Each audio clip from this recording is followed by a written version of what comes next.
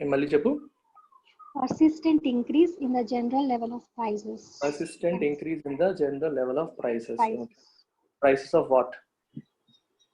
Most of the goods which we Only use good? for, not only goods, sir, services also.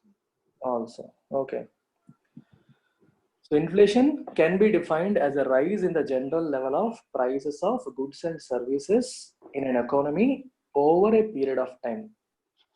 అంటే ఒక్కసారిగా ఈ నెల రోజుల్లో పెరిగిపోయింది అంటే అది ఇన్ఫ్లేషన్ కానీ కౌంట్ చేయకూడదు. కన్సిస్టెంట్గా అమ్మాయి చెప్పినట్టు పర్సిస్టెంట్గా కన్సిస్టెంట్గా over a period of time అది జరుగుతూ ఉంటే వీ కాల్ ఇట్ ఇన్ఫ్లేషన్. మీకు బెస్ట్ ఎగ్జాంపుల్ చెప్తాను. Why should we care about inflation? అసలు ఇన్ఫ్లేషన్ గురించి ఎందుకు వర్రీ అవ్వాలి? అసలు ఇన్ఫ్లేషన్ అనేది ప్రభుత్వాలకి ఎందుకు అంత తలనొప్పి వ్యవహారం? సివిల్ సర్వీసెస్ బుక్స్ లో దీని గురించి సెపరేట్గా ఒక చాప్టర్ ఎందుకు డెడికేట్ చేశారు? ఒకటి ఆలోచించండి, సివిల్స్ కి సిలబస్ తయారు చేసినప్పుడు దేని దృష్టిలో పెట్టుకుని తయారు చేస్తారు? All of you will be public administrators, right? రేపు పొద్దున్న జాబ్ వచ్చాక ఐఏఎస్ కానీ లేకపోతే డిప్యూటీ కలెక్టర్ కానీ ఏదన్నా అయినప్పుడు will be part of public administration. When you are a public administrator, what are the things that you are supposed to know as a public administrator while discharging your duties? మీ విధులు నిర్వర్తించేటప్పుడు మీకు ఏమేమి తెలిసి ఉండాలి అనేది దృష్టిలో పెట్టుకుని మనకి సిలబస్ అనేది తయారు చేయడం జరుగుతుంది. సో ఎకానమీ పరంగా ఇన్ఫ్లేషన్ కోసం సెపరేట్గా ఒక చాప్టర్ ఎందుకు డెడికేట్ చేశారు? ఆలోచించండి. రేట్లు పెరుగుతూ ఉంటాయి. ఉల్లిపాయలు నిన్న కేజీ 10 రూపాయలు, ఇవాళ 12 రూపాయలు. అయితే ఏమైంది? దాని గురించి సెపరేట్గా చాప్టర్ అవసరమా? Do we really need to study it? Because essential commodities మీద దాని ప్రభావం పడుతుంది కదా సార్. ఓకే, ఎసెన్షియల్ కమోడిటీస్ ఒక్కడానికే పడుతుంది. మరి పెద్దవాటికి స్టీలు ఇలాంటివన్నీ ఉంటాయి. అయితే వాటి మీద పడినా పట్టించుకోవాల్సిన పని లేదా గవర్నమెంట్స్ కి? ఓన్లీ ఎసెన్షియల్ కమోడిటీస్ పట్టించుకోవాలా? వాటి మీద పడినా ఎంప్లాయ్మెంట్ లాస్ అన్నీ అవుతుంది కదా సార్. అన్నింటికి తీవ్రమైన నష్టం జరుగుతుంది కదా సార్. ఎకనామిక్ క్రైసిస్ వస్తుంది sir, higher level of inflation. ఎందుకు వస్తుంది? సో బికాస్ ఇన్ఫ్లేషన్ అనేది ఒక రేట్ 3 to 5% వరకు ఓకే సార్, బట్ బియాండ్ 5%, 10% అయినప్పుడు లీడ్స్ టు ఎకనామిక్ క్రైసిస్ కదా. అంటే డిమాండ్ ప్రైసెస్ పెరిగితే కన్సంప్షన్ తగ్గుద్ది సార్, కన్సంప్షన్ తగ్గితే ప్రొడక్షన్ తగ్గుద్ది సార్, ప్రొడక్షన్ తగ్గితే అన్ఎంప్లాయ్మెంట్ అనేది పెరుగుద్ది కదా సార్. పెరిగితే కన్సంప్షన్ తగ్గుతుంది, కన్సంప్షన్ తగ్గితే మళ్ళీ ప్రైసులు తగ్గిపోవాలి కదా సార్. కన్సంప్షన్ తగ్గితే సేవింగ్స్ తగ్గుతాయి కదా సార్. కన్సంప్షన్ తగ్గితే సేవింగ్స్ పెరుగుతాయి కదా. కన్సంప్షన్ అంటే ఖర్చు పెట్టడమే కదా. కన్సంప్షన్ తగ్గితే సేవింగ్స్ పెరుగుతాయి కదా. కన్సంప్షన్ తగ్గితే ప్రొడక్షన్ తగ్గుద్ది కదా సార్. ప్రొడక్షన్ ఎంత తగ్గుతుంది? ప్రొడక్షన్ తగ్గితే ఏం పోయింది? నష్టం ఉంది. ఎంత అవసరమైంది అంత సప్లై చేస్తారు. అప్పుడు ఎంప్లాయ్మెంట్ అదే అన్ఎంప్లాయ్మెంట్ పెరుగుద్ది కదా సార్.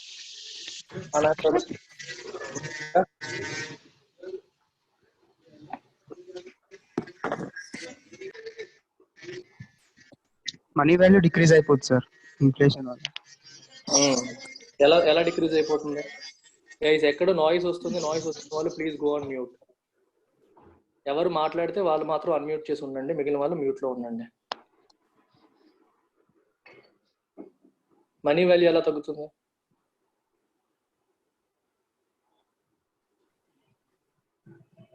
నిన్న 100 రూపాయలు, ఇవాళ ఇన్ఫ్లేషన్ పెరిగితే 100 కాకుండా 200 అయిపోద్దా, 50 రూపాయలు అయిపోద్దా? అంటే ఎక్కువ మనీకి తక్కువ గూడ్స్ వస్తాయి సార్, ఇంతకు ముందు అలా కాకుండా. అంటే ఏం తగ్గినట్టు? Money value. కరెక్ట్ పదం వాడండి. Repo rate, reverse repo rate. అయ్యో, ఎక్కడి నుంచి ఎక్కడికి వెళ్ళిపోయావు?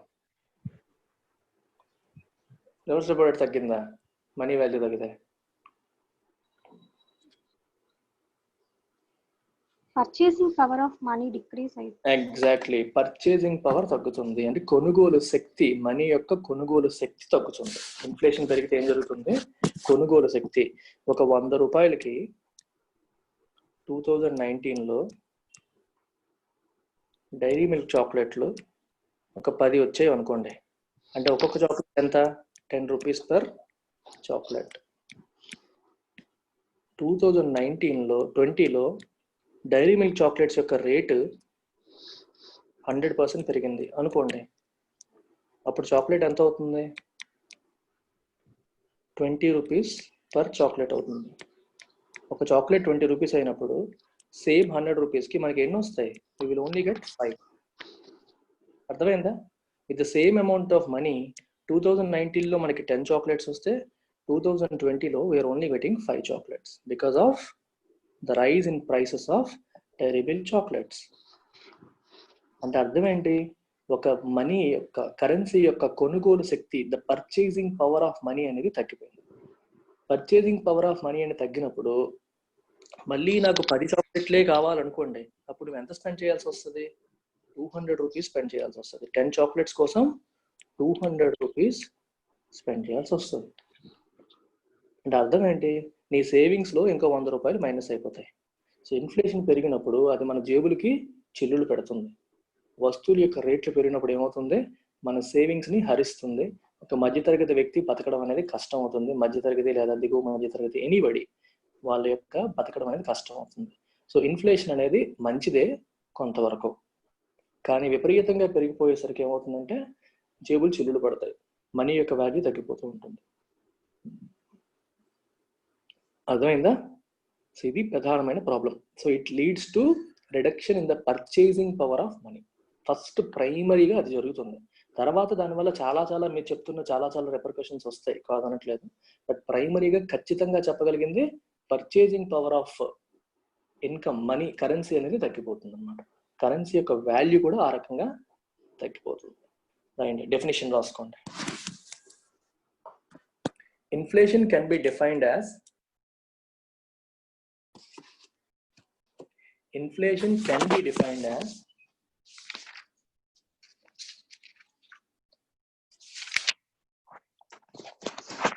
a rise in the rise in the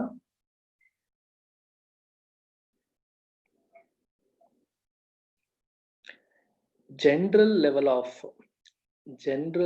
of when I use the word general level of, అంటే అర్థం ఏంటి? It's not talking about one particular good or commodity. ఒకటో రెండో వస్తువుల గురించి మనం మాట్లాడట్లేదు. జనరల్గా అంటే ఓవరాల్గా ఉన్న సెగ్మెంట్, ఎకానమీలో ఎక్కువగా వాడుకలో ఉన్న వస్తువుల యొక్క జనరల్ లెవెల్. జనరల్ అంటే అన్నిటినీ కన్సిడర్ చేస్తుంది. అది యాక్చువల్గా మనకి బాస్కెట్స్ ఉంటాయి, చెప్తాను అవన్నీ తర్వాత వస్తాయి. General level of prices of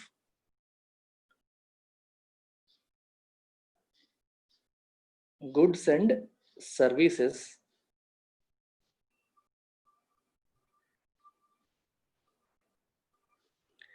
in an economy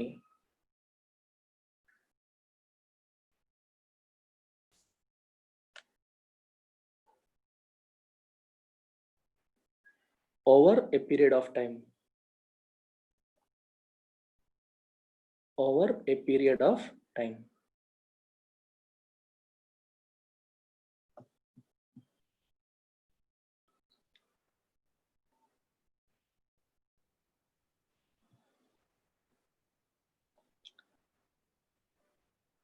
Okay, తర్వాత రాయండి.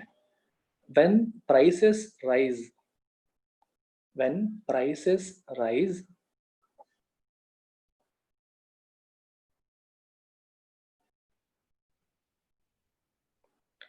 each unit of money or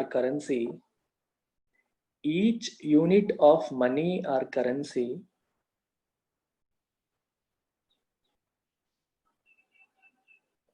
buys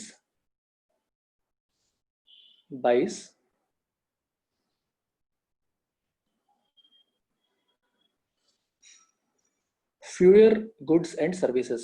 Fewer, F-E-W-E-R, fewer goods and services.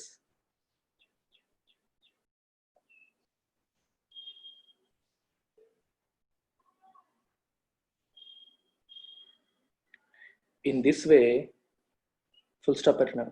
In this way,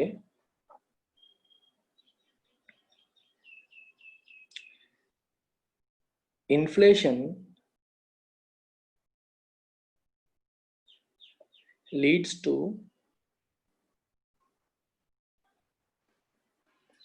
reduction in the purchasing power of money.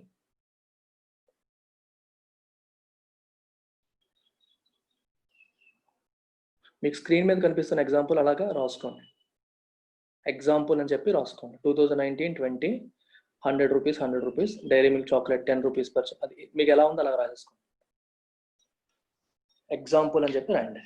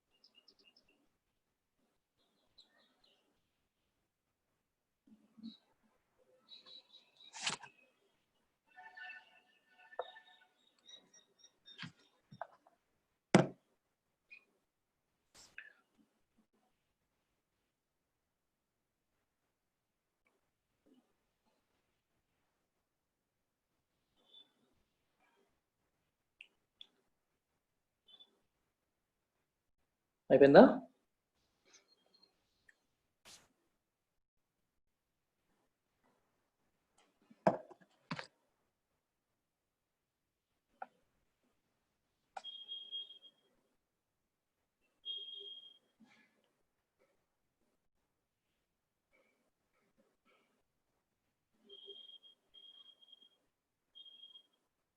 Okay.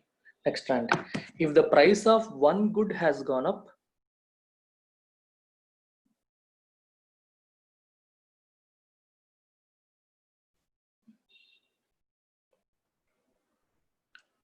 it is not inflation. It is not inflation.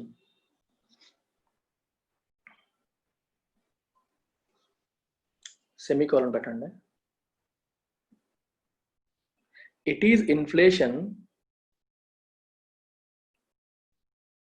only if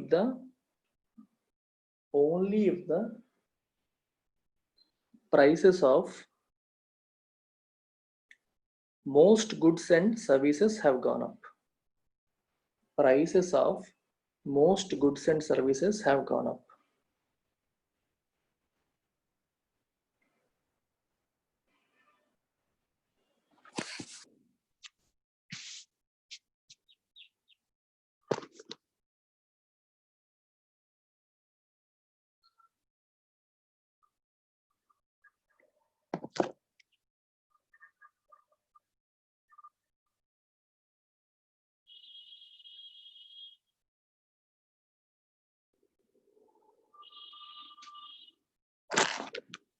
Okay na?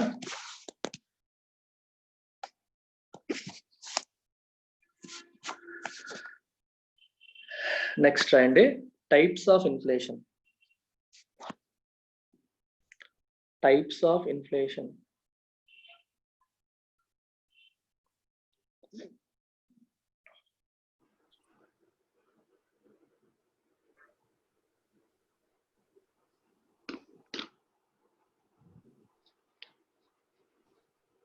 Inflation can be divided. Inflation can be divided into different types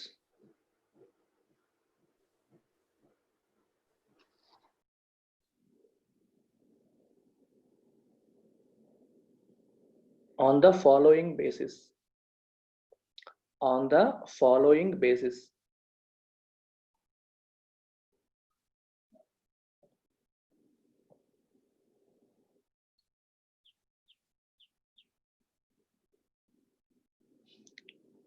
First one, cause-based inflation. Cause-based inflation.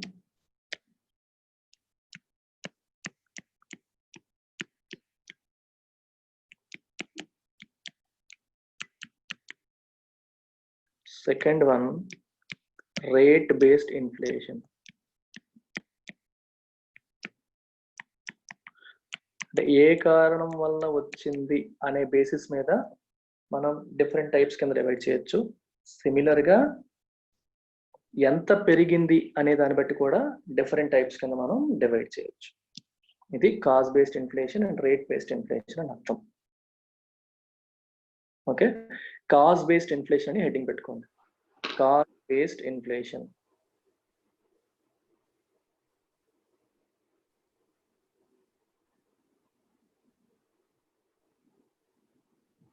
అందులో ఫస్ట్ది demand pull inflation. Cost based లో first ఏంటి? Demand pull inflation. ఎవరైనా చెప్పగలరా what is demand pull inflation? Susmita. Sir, demand for a good rises but supply remains constant. Supply constant గా ఉంటుంది but demand increase అవుతుంది sir. Okay, అయితే so demand increase అయినప్పుడు production కూడా ఇంక్రీజ్ కావాలి.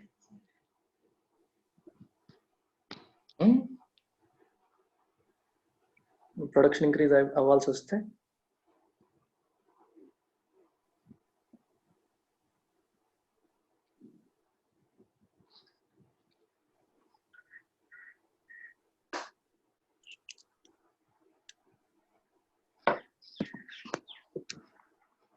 చెప్పు సార్. డిమాండ్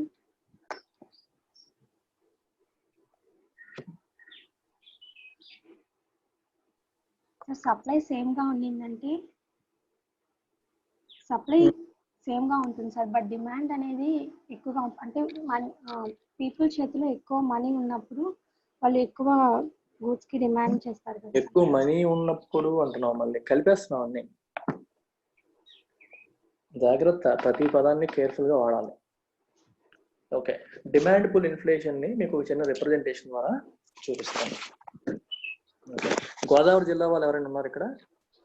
ఈస్ట్ వెస్ట్ వాళ్ళు లేరా ఎవరు మన టీంలో?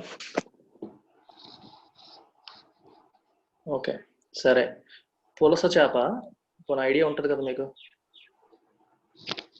పులస చేపలు అమ్ముతారు అక్కడ, అంటే సీజనల్ గా వస్తాయి.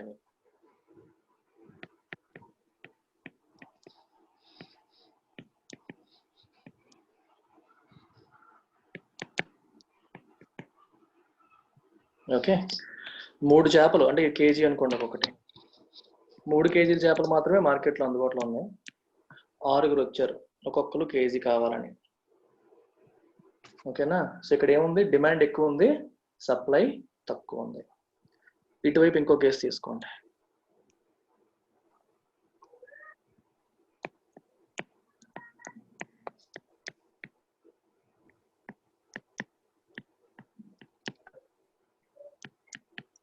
ఇప్పుడు ముగ్గురే వచ్చారు పులస చేపలు కావాలని. సో ముగ్గురికి ఒక్కొక్క కేజీ కావాలి, సప్లై కూడా సరిగ్గా 3 కేజీలు ఉంది. సో ఇతని దగ్గర ఇతని దగ్గర కొనేసుకుంటారు. సో కేజీ 1000 రూపీస్ అని చెప్పినా సరే, ఓకే, మార్కెట్ రేట్ 1000 రూపీస్ అనుకోండి ఆ రోజుకి. సో వీళ్ళు 1000 పే చేస్తారు, కొనేస్తారు. ఈ సిచ్యువేషన్ తీసుకురండి. ఇక్కడ కూడా వీళ్ళేమో 1000 రూపీస్ పర్ కేజీ అని చెప్తున్నారు. కానీ for each kg there are 2 contestants, ఇద్దరు పోటీ పడుతున్నారు. పోటీ పడినప్పుడు ఏమవుతుంది, ఇతని దగ్గర కొంచెం ఎక్స్ట్రా క్యాష్ ఉండొచ్చు, వాళ్ళ ఆవిడ గట్టిగా వార్నింగ్ ఇచ్చి పంపించవచ్చు. పులస లేకుండా ఇంటికి వచ్చావో అప్పుడాలు కలుగుతుంది అని చెప్పి ఉండొచ్చు. అప్పుడు ఏమంటాడు, బాబు నేను ఇంటికి పులస లేకుండా వెళ్తే నా పని అయిపోతుంది, కావాలంటే రూపాయి ఎక్స్ట్రా ఇస్తా, నాకే ఇవ్వు అంటాడు. ఇతను కూడా అదే ప్రాబ్లం. మీ ఆవిడకి చేతిలో అప్పుడాలు కలుగుతుందా, మా ఆవిడ చేతిలో లేదా, మా ఆవిడ చీపురు కట్టి తిరిగేస్తాను, నాకు కావాలని అంటాడు. ఇద్దరు పోటీ పడడం వల్ల ఎవరు లాభపడతారో తిని లాభపడతారు. సో సప్లై తక్కువ ఉంది, డిమాండ్ ఏమో ఎక్కువ ఉంది. డిమాండ్ ఎక్కువ ఉన్నప్పుడు ఏమవుతుంది, ఇతను 1000 బదులు ఏం చేస్తాడు, దాన్ని పెంచుతాడు. లెట్స్ సే 1200 అంటాడు. అప్పటికి ఇద్దరు రెడీ అయ్యారు అనుకోండి, లెట్స్ సే 1500 అంటాడు. ఇతను నా బడ్జెట్ లేదు, ఈ 1500 ఇచ్చి కొనడం బదులు చీపురు కట్ట కొట్టించుకోవడం బెటర్ అని చెప్పి ఇంటికి వెళ్ళిపోతాడు. ఇతను ఏం చేస్తాడు, 1500 ఇచ్చి పే చేసి తీసుకెళ్తాడు ఇంటికి. సో దీని అర్థం ఏంటి, సప్లై 2 చోట్ల సేమ్, కానీ డిమాండ్ ఇక్కడికంటే ఈ కేసులో ఎక్కువ ఉంది. డిమాండ్ ఎక్కువ ఉండి సప్లై సేమ్ ఉన్నప్పుడు ఏమవుతుంది, it will lead to rise in prices. ఇది మీరు మెమరైజ్ చేయకండి, మీకు రోజు తెలిసేదే, తెలియకపోవడానికి కూడా ఏం లేదు. మనకి యాక్చువల్గా పండగలకి ముందు, ఉగాది ముందు కానీ లేకపోతే దసరా ముందు కానీ కొన్ని వస్తువులకి సడన్ గా డిమాండ్ వచ్చేస్తుంది. ఎందుకంటే ఆ ముందు రోజు అందరూ వెళ్ళిపోతారు మార్కెట్కి కొనడానికి. నార్మల్ టైంలో వాళ్ళు ఊరికే ఇస్తారన్న ఎవరు తీసుకొని వస్తువులకు కూడా ఆ పండగ ముందు రోజు విపరీతమైన డిమాండ్ వచ్చేస్తుంది. ఎందుకు, సప్లై అంతే ఉంటుంది, డిమాండ్ ఒక్కసారిగా పెరిగిపోతుంది కాబట్టి. అందువల్ల it will lead to increase in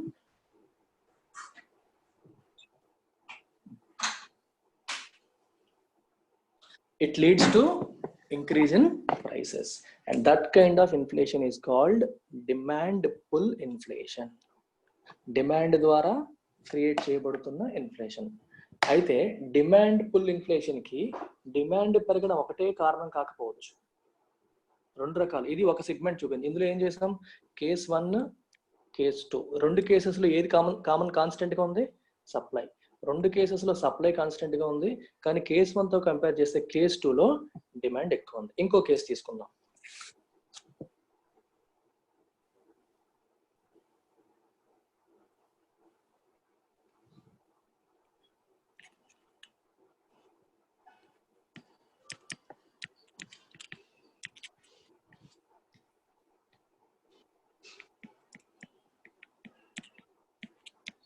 ఈ కేసు తీసుకోండి. ఇందులో మీరు అబ్జర్వ్ చేస్తే రెండు చోట్ల డిమాండ్ సేమ్. ఇక్కడ నలుగురే, ఇక్కడ నలుగురే, కానీ సప్లై మారిపోయింది. ఇక్కడేమో 4 కేజీలు అందుబాటులో ఉంది. సో హ్యాపీగా అందరూ కూడా మనిషి 1 కేజీ కొనుక్కొని ఇంటికి వెళ్ళిపోతారు. ఇక్కడ డిమాండ్ ఎప్పటిలాగే ఉంది, కానీ సప్లై తగ్గిపోయింది. ఆ రోజు ఎక్కువ చేపలు రాలేదు. సో సప్లై తగ్గినప్పుడు కూడా ఏమవుతుంది, demand will outweigh supply. Demand అనేది సప్లై కంటే ఎక్కువైపోతుంది. ఈ కేసులో కూడా డిమాండ్ పుల్ ఇన్ఫ్లేషన్ మనకి యాక్షన్ లోకి వచ్చేస్తుంది. That will artificially rise the prices of this fish. అంటే రెండు సందర్భాల్లో జరుగుతుంది. ఒకటి సప్లై సేమ్ గా ఉండి డిమాండ్ పెరిగినప్పుడు, లేదా డిమాండ్ సేమ్ గా ఉండి సప్లై తగ్గినప్పుడు. రెండు సందర్భాల్లో కూడా ఇంబ్యాలెన్స్ వస్తుంది డిమాండ్ సప్లైలో. డిమాండ్ సప్లైలో ఇంబ్యాలెన్స్ వచ్చి when too many hands are chasing too few goods, ఎక్కువ చేతులు తక్కువ వస్తువుని చేజ్ చేస్తున్నప్పుడు ఆటోమేటిక్గా దాని యొక్క ఇంపాక్ట్ ఏంటి, rise in prices. You need not memorise it at all. మీ కామన్ సెన్స్ చెప్పేస్తుంది. సుస్మిత, నువ్వు వెంటనే ఇక్కడ నుంచి ప్రొడక్షన్ వైపు వెళ్ళిపోతున్నావు. Don't go. అది అర్థమవుతుందా? అక్కడికి వెళ్ళిపోకూడదు. థియరిటికల్ కి ప్రాక్టికల్ కి డిఫరెన్స్ అయితే. సో నేను ఏం చెప్తానంటే, you have to stick to the point. ఎక్కువగా అటు ఇటు బుక్స్ అవన్నీ వద్దు. ఆలోచించుకోండి, కామన్ సెన్స్ ఆలోచించండి. You will understand what inflation is. ఒక డిమాండ్ ఎక్కువైంది, సప్లై తక్కువ ఉంది, కాబట్టి ఎక్కువ మంది తక్కువ వస్తువుల కోసం పోరాటం చేస్తారు. కాబట్టి అందరికీ సరిపడే వస్తువులు లేవు, కాబట్టి ఒక నేను ఎక్కువ ఇస్తాను నాకు ఇవ్వు అంటాడు, ఇంకోటి ఇంకా ఎక్కువ ఇస్తాను నాకు ఇవ్వంటాడు. ఒక ఆక్షన్ వచ్చేస్తుంది. ఆక్షన్ డ్రివెన్ మార్కెట్ అయిపోతుంది. నేను ఎక్కువ ఇస్తాను అంటే వాడు వాళ్ళు అనకపోయినా ఎక్కువ మంది అడిగేసరికి మనకి వస్తువు అమ్మేవాడికి కోరిక పుడుతుంది. ముందు వచ్చినడికి ఎందుకు ఇచ్చాడు, డిమాండ్ ఉంది కదా, ఎక్కువ మంది వస్తున్నారు కదా, నేనే పెంచుతారు. తనే పెంచవచ్చు. వాళ్ళు అడగరు, నేను ఎక్కువ ఇస్తాను వాళ్ళు అనకపోవచ్చు, కానీ ఇతనే పెంచుతాడు. డిమాండ్ కనిపిస్తుంది కాబట్టి పెంచుకుంటూ వెళ్ళిపోతాడు. అంతేనా? That's about it. That is demand pull inflation. ఎప్పుడు బొమ్మలో వేసుకోండి, తర్వాత డెఫినిషన్ చెప్తాను. కేసు 1 కేసు 2 అని చెప్పి రాసుకోండి. మొదటి కేసులో ఈ రెండు బొమ్మల్లో మొదటి బొమ్మలో ఏంటి, I kept supply constant and demand variation చూపించాను. రెండో బొమ్మలో డిమాండ్ కాన్స్టెంట్ గా ఉంచాను, సప్లైలో వేరియేషన్ చూపించాను. సో ఫస్ట్ రాసుకుంటారా, లేకపోతే రాసుకున్నాక బొమ్మలు ఎదురుగా రాయండి.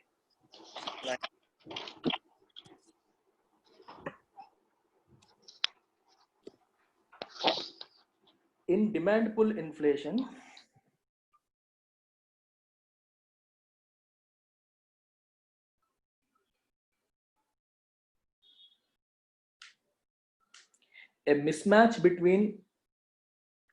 a mismatch between demand and supply pulls up the prices. Mismatch between demand and supply pulls up and increases the prices.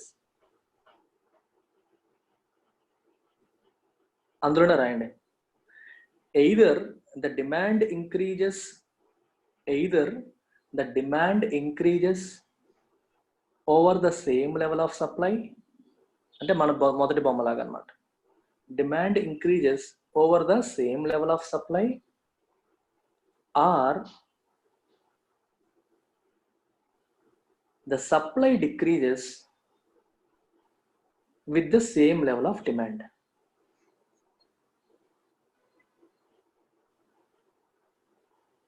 And thus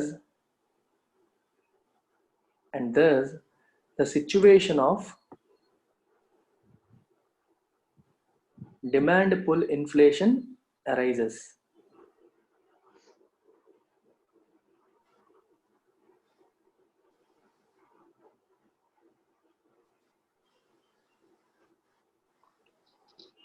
ఓకేనా? సో దీనికి ఎగ్జాంపుల్ అని చెప్పి ఈ పులస చేప ఎగ్జాంపుల్ రాసుకోండి, బొమ్మ గీసుకోండి.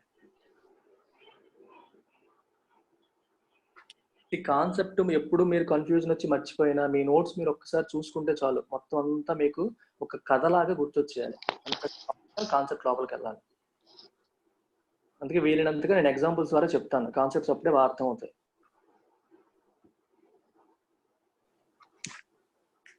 ఈ రోజు చేసిన ఎడిటోరియల్ మస్ట్ వాచ్ చూడండి, హిందూ బిజినెస్ లైన్ నుంచి తీసుకున్నాను. It's a solution actually. అంటే అలాంటి ఇన్నోవేటివ్ సొల్యూషన్స్ మనం ఎస్ఏ రైటింగ్ లో ఉపయోగపడతాయి. ఎస్బీఐ గ్రూప్ కి చీఫ్ ఎకనామిక్ అడ్వైజర్ ఆయన రాసిన ఆర్టికల్ అది.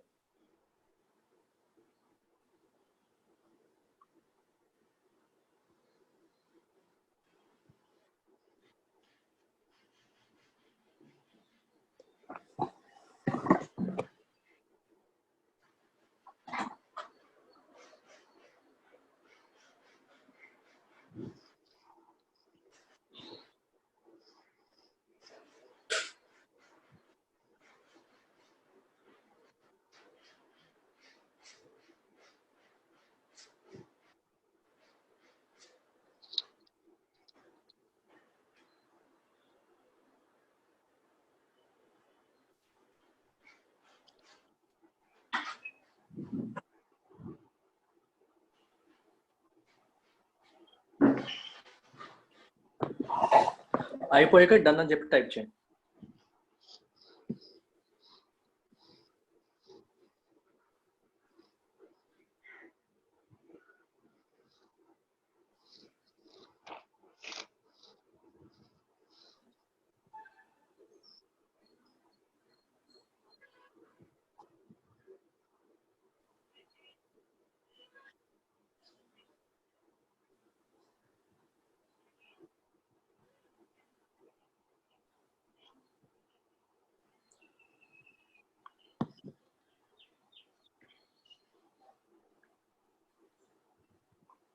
రెండు బొమ్మలు వేస్తారా? రెండో బొమ్మ చూపించాలా? తెలుసు కదా. In this case demand is same and supply variation ఉంది. మొదటి బొమ్మలో సప్లై సేమ్, డిమాండ్ లో వేరియేషన్ ఉంది.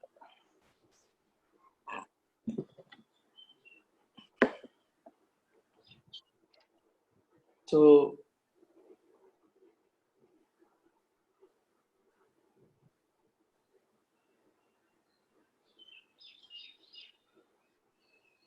నెక్స్ట్ రాయండి, cost push inflation.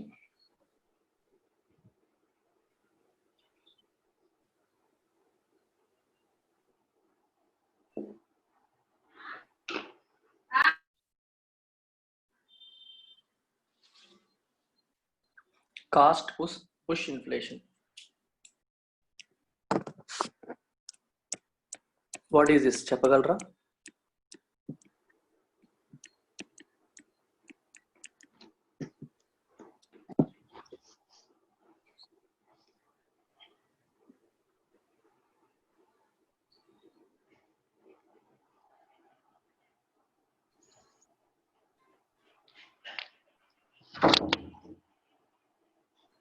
Susmitha. Sir production cost increase అయినప్పుడు టోటల్ వాల్యూ ఆఫ్ గూడ్ కూడా ఇంక్రీజ్ అవుతుంది సార్, అప్పుడు టోటల్ ప్రైస్ వాల్యూ ఇంక్రీజ్ అవుతుంది సార్. కాస్ట్ పుష్ ఇన్ఫ్లేషన్ అంటే పేరులోనే ఉంది, కాస్ట్ పుషెస్ ఇన్ఫ్లేషన్. అందుకే ఎప్పుడు ఇంగ్లీష్ బాగా వాడమంటాం. కాస్ట్ పెరిగిపోతుంది, దానివల్ల it is pushing inflation, inflation కూడా పెరిగిపోతుంది. When there is an increase in the cost of when there is an increase in the cost of production of goods and services, in the cost of production of goods and services due to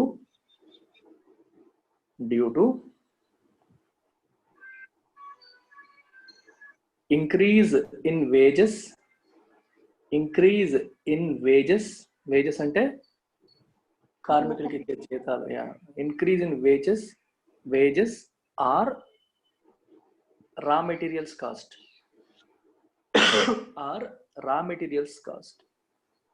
are cost of raw materials. ముడి సరుకుల ధరలు పెరిగినా, జీతభత్యాలు బాగా పెరిగినా, so cost of production of goods అనేది పెరిగిపోతుంది.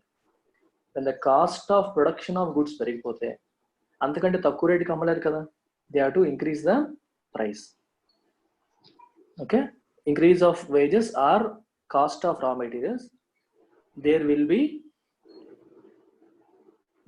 be a consequent increase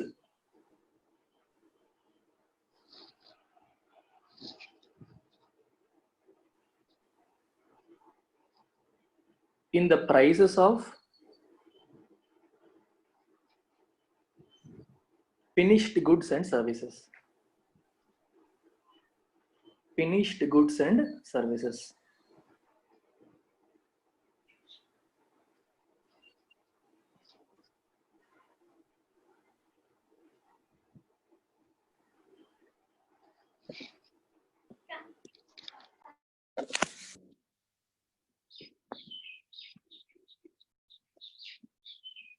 okay, చూడండి.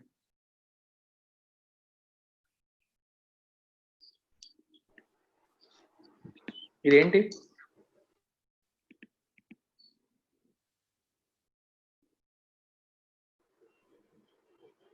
ఇదేంటి చెప్పండి. ఇదేంటో చెప్పిన వాళ్ళకి ఇది ఇస్తా.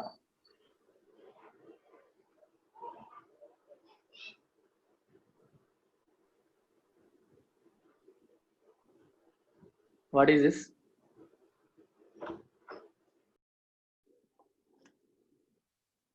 No.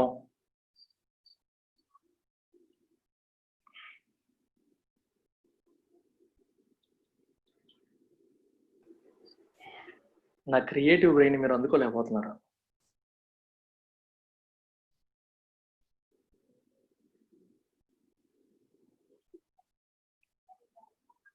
అయ్యో, పరువు తీసేస్తున్నారు. This is ice cream.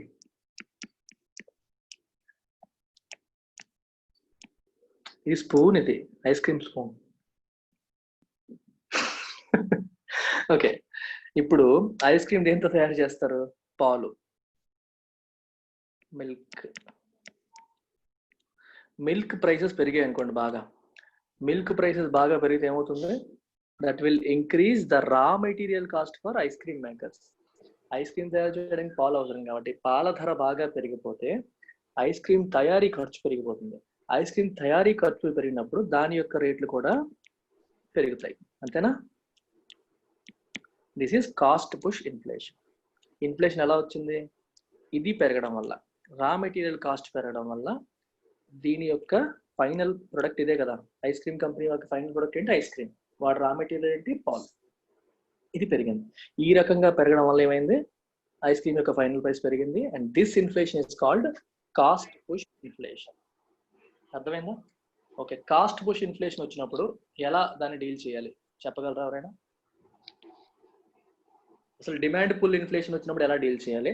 Cost push inflation వచ్చినప్పుడు ఎలా డీల్ చేయాలి? మీరే ప్రధానమంత్రి అయితే ఏం చేస్తారు? మీరే ఆర్థిక మంత్రి అయితే ఏం చేస్తారు?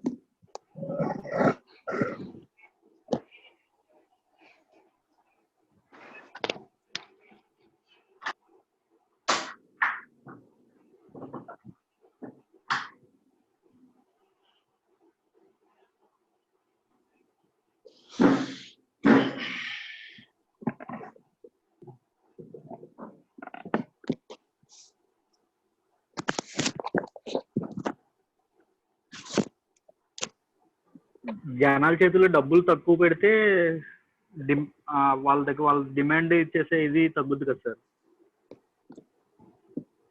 హలో, ఇంట్రెస్ట్ రేట్స్ రెగ్యులేట్ చేసి జనాల చేతుల్లో డబ్బులు తక్కువ పెడతాను సార్. అంటే ఇంట్రెస్ట్ రేట్లు పెంచుతాను, పెంచితే జనాల చేతులకు డబ్బులు తక్కువ వస్తాయి.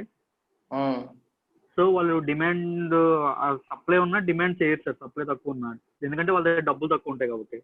So you are using monetary policy, interest rates, currency supply, money supply. Yes sir, monetary policy. They're all monetary policy tools. Monetary policy వాడకుండా చేయాలంటే అలా చేయాలి. అందుకే గవర్నమెంట్ అన్నాను, రిజర్వ్ బ్యాంక్ అన్నాను. ఇంట్రెస్ట్ రేట్స్ పెంచడాలు తగ్గించడాలు, మనీ సప్లై కంట్రోల్ చేయడాలు చేసేది reserve bank of India, government కాదు. ట్యాక్స్లు పెంచుతాం సార్, ఫిస్కల్ పాలసీ. సప్లై పెంచాలి sir. Yeah, demand pull inflation ని కంట్రోల్ చేయాలంటే మీకు ఇమీడియట్ గా స్ట్రైక్ అవ్వాల్సింది సప్లై. టూ థింగ్స్ మీరు ఎలా ఆలోచిస్తున్నారంటే ప్రతిదాన్ని మనీ సప్లైతో లింక్ చేస్తున్నారు. మనీ సప్లై ద్వారా మనీని కంట్రోల్ చేయడం అనేది యాక్సెప్టెడ్. మీరు అంటుంది ప్రాబ్లం ఏం కాదు. డిమాండ్ ని సప్లైని కంట్రోల్ చేయాలంటే ప్రతిదీ మనీ సప్లై ద్వారానే, వేరే కారణాలు ఏముండవా? ఆలోచించండి సార్. ఇప్పుడు ఉల్లిపాయలు తక్కువ ఉంది పంట, ధర బాగా పెరిగిపోయింది. అప్పుడు ఏంటి, ప్రజల చేతుల్లో డబ్బులు ఉండబట్టే కదా కొంటున్నారు. ప్రజల చేతుల్లో డబ్బులు లేకుండా చూస్తే డిమాండ్ తగ్గిపోతుంది కదా అని చెప్పి ఆలోచించాలా మనం? ప్రతిదాన్ని మనీ సప్లైతోనే లింక్ చేయాలా? ట్యాక్సులు పెంచేస్తాను, ఆల్రెడీ ఉల్లి ధర పెరిగేడుతుంది, ఇంకా ట్యాక్సులు పెంచుతా వాడికి, వాడి చేతిలో తక్కువ డబ్బులు ఉంటాయి, అప్పుడు కొనడం మానేస్తాడు. మనీ సప్లై కాన్సెప్ట్ కరెక్టే, కానీ అన్ని వేళలా కాదు. నిత్యావసర వస్తువులు డబ్బులు ఉన్నా లేకపోయినా కొనక తప్పదు. అది లగ్జరీ ఐటెం కాదు. థింక్ సప్లై పెంచండి, సింపుల్ థింగ్. ఉల్లిపాయలు సప్లై సరిపోలేదు, ఏం చేయొచ్చు government can import lot of onions from other countries and push them in to the market. ఆ పని చేయొచ్చు. అప్పుడు ఆనియన్ సప్లై పెరుగుతుంది, డిమాండ్ తగ్గట్టుగా సప్లై వచ్చి బ్యాలెన్స్ అవుతుంది, ప్రైస్లు కంట్రోల్ అవుతాయి. లేదా నెక్స్ట్ టైం ఆనియన్స్ పంట ఎక్కువగా ఉండేలాగా చేసుకోవడం కానీ, ఆ ప్రాబ్లం లేకుండా చూసుకోవడం కానీ చేయొచ్చు. So when demand and supply miss match వచ్చినప్పుడు సప్లైని డిమాండ్కి తగ్గట్టుగా పెంచితే ఆటోమేటిక్గా ప్రైసెస్ అదుపులోకి వస్తాయి కదా. పాలు సరిపోవట్లేదు, పాలు తక్కువ ఉన్నాయి, అందువల్ల పాల ధరలు పెరిగిపోతున్నాయి అనుకోండి. సో మిల్క్ సప్లై పెరిగేలాగా యాక్షన్ తీసుకోవాలి. More and more dairy farms వచ్చేలాగా ఫార్మర్స్ ఎంకరేజ్ చేయాలి. So not everything is link to money supply. నేను చేసిన వీడియోస్ అన్ని కూడా మనీ సప్లైతో లింక్ అయి ఉన్నాయి కాబట్టి మీకు ఎక్కువగా అలా ఉంది. ప్లస్ మీరు ఆల్రెడీ మీరు చదువుకున్న దాంట్లో కూడా అది ఎక్కువ నేర్చుకున్నట్టు. సో ప్రతిదాన్ని మనీ సప్లైతోనే లింక్ చేయకండి. Money supply is an important factor, accepted. But apart from that, besides that, there are other things you can do. Demand pull inflation ని కంట్రోల్ చేయడానికి మనం ఏం చేయొచ్చు? సప్లై ఆఫ్ ఆ వస్తువుల యొక్క సప్లైని మనం ప్రయత్నం చేయొచ్చు. ఇంకేం చేయొచ్చు? మీరు అన్నట్టుగా మనీ సప్లై గవర్నమెంట్ చేయాలంటే ఎలా చేస్తుంది? మనీ సప్లై తగ్గించాలంటే ఎలా చేస్తుంది? సప్లై పెంచడానికి ఇప్పుడు మనం చెప్పిన మార్గాలు మాట్లాడడం. డిమాండ్ తగ్గించడానికి ఏం చేయాలి?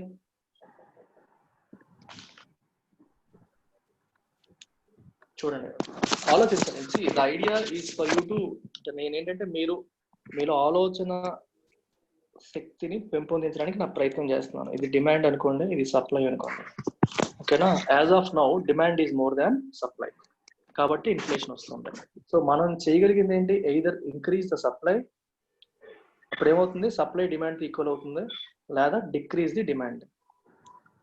నిత్యావసర వస్తువులు అనుకోండి, డిమాండ్ తగ్గించడం అవ్వదు, సో సప్లై పెంచే ప్రయత్నాలు చేయాలి. మిగిలిన వస్తువులు అనుకోండి, సప్లై పెంచాల్సిన అవసరం లేదు, డిమాండ్ తగ్గిస్తే సరిపోతుంది. సో రెండు రకాలుగా మనం చేయొచ్చు. సప్లై పెంచడం అనేది ఇమీడియట్ గా జరిగే పని కాదు, టైం పడుతుంది. సో డిమాండ్ తగ్గించడం అలాగే. డిమాండ్ తగ్గించడానికి మార్గాలు ఏంటి చెప్పండి? మీరు ఇందాక మాట్లాడినట్టు you can increase taxes. Government ఏం చేయొచ్చు? It can increase taxes. ట్యాక్సులు పెంచితే ఏమవుతుంది చెప్పండి? What happens when taxes are increased? Prices increase అవుతాయి సార్. ప్రైసెస్ ఇంక్రీజ్ అవుతాయి సార్. వెయిట్ ప్రైసెస్ అంటే ట్యాక్సెస్ వెయిట్ మీద ఇంపోజ్ చేస్తే వాటి ప్రైసెస్ పెరుగుతాయి కదా సార్. ట్యాక్సెస్ పెరిగితే జనాల జేబుల్లో డబ్బులు తక్కువ అవుతాయి కదా సార్. ఇక్కడ ఇంక్రీజ్ ట్యాక్సెస్ అంటే మీనింగ్ వస్తువుల యొక్క ప్రైసెస్ పెంచడం కాదు. ఆల్రెడీ ప్రైసులు పెరిగాయనే కదా మనం బాధలు పడుతున్నాం, నువ్వు ఇంకా పెంచమంటున్నావా? థింక్ చేయండి జాగ్రత్తగా. ట్యాక్సెస్ ఇన్ఫ్లేషన్ అంటే అర్థం ఏంటి? ఇన్ఫ్లేషన్ అంటే ఆల్రెడీ వస్తువుల యొక్క ధరలు పెరిగిపోతాయి, ధరలు ప్రయత్నం చేస్తున్నాం, నువ్వేమో వాటిని ఇంకా ఫర్దర్ పెంచమని చెప్తున్నావు. వస్తువుల ధరలు పెంచమని కాదు ఉద్దేశం, ట్యాక్స్లు పెంచడం అంటే ఇన్కమ్ ట్యాక్స్ పెంచడం. మనుషులకి అంటే కార్పొరేట్ ట్యాక్స్, ఇన్కమ్ ట్యాక్స్, కంపెనీలకు వేసే ట్యాక్స్లు, ఇన్కమ్ ట్యాక్స్లు పెంచితే ఏమవుతాయి చెప్పండి? అప్పుడు ఇన్కమ్ ట్యాక్స్ మనిషికి అంటే మామూలు ప్రజలకి చేతికి వచ్చి ఏమవుతుంది? తగ్గిపోతుంది కదా. ట్యాక్స్ తగ్గినప్పుడు మన చేతికి వచ్చే ఆదాయం తగ్గిపోతుంది. చేతికి వచ్చే ఆదాయం తగ్గినప్పుడు మనం ఏం చేస్తాం? కన్జంప్షన్ తగ్గించుకుంటాం. కన్జంప్షన్ తగ్గించుకుంటే ఏమవుతుంది? డిమాండ్ తగ్గుతుంది. డిమాండ్ తగ్గితే ఏమవుతుంది? ప్రైసెస్ అదుపులోకి వస్తాయి. ఆ రకంగా ట్యాక్సులు పెంచడం ద్వారా అదుపులోకి తేవచ్చు. ఇంకేం చేయొచ్చు చెప్పండి? గవర్నమెంట్ చేయగలిగినవి, రిజర్వ్ బ్యాంక్ కాదు, గవర్నమెంట్ పరంగా చేయగలిగినవి. It can increase taxes. Demand side మాట్లాడతాను, సప్లై సైడ్ కాదు. మీరు ఎస్ఏ రైటింగ్ రాసినప్పుడు కూడా మీరు ఎంత డీటెయిల్డ్ గా రాశారనుకోండి, మీ కాన్సెప్ట్ క్లారిటీ ఉందని అర్థం అవుతుంది. How do you control inflation అన్నప్పుడు సప్లై సైడ్ నుంచి కొన్ని మెజర్స్ చెప్పొచ్చు, డిమాండ్ సైడ్ మెజర్స్ చెప్పొచ్చు.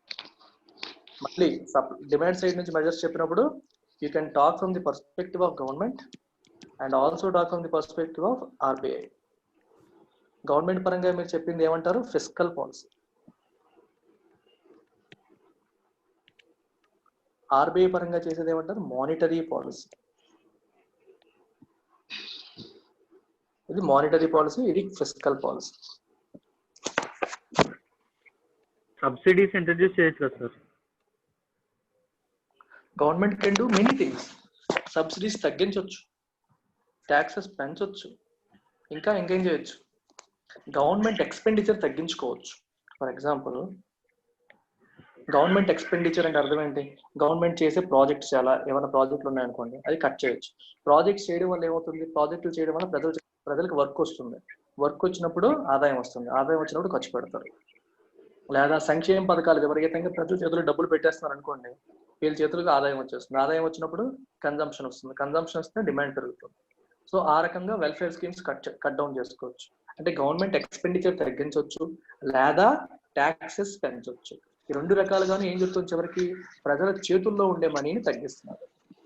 ప్రజల చేతుల్లో ఉండే మనీని తగ్గించడం ద్వారా వాళ్ళని ఇన్సెంటివైజ్ చేస్తున్నారు. కన్జంప్షన్ చేయకండి, ఆగండి అన్నట్టుగా వాళ్ళు మోటివేట్ చేస్తున్నారు. ఓకే, అదే రిజర్వ్ బ్యాంక్ వచ్చినప్పుడు ఏం చేస్తుంది? What can reserve bank do to control inflation? మీరు ఇందాక చెప్పినట్టు రిజర్వ్ బ్యాంక్ ఇన్ఫ్లేషన్ పెరిగిపోతుంది అంటే ఏం చేయాలి? రెపో రేట్ పెంచుద్ది. డిమాండ్ తగ్గించాలి. డిమాండ్ తగ్గించాలంటే అర్థం ఏంటి? డిమాండ్ తగ్గాలి. డిమాండ్ తగ్గాలి అంటే అర్థం ఏంటి? కన్జంప్షన్ తగ్గాలి. కన్జంప్షన్ తగ్గాలి అంటే అర్థం ఏంటి? చేతిలో ఉండే మనీ తగ్గాలి. చేతిలో ఉండే మనీ తగ్గాలి అంటే అర్థం ఏంటి? Money either should go to banks, అంటే చేతిలో డబ్బులు పెట్టుకోకుండా బ్యాంకుల్లో పెట్టుకునేలాగా చేయాలి. అర్థమవుతుందా?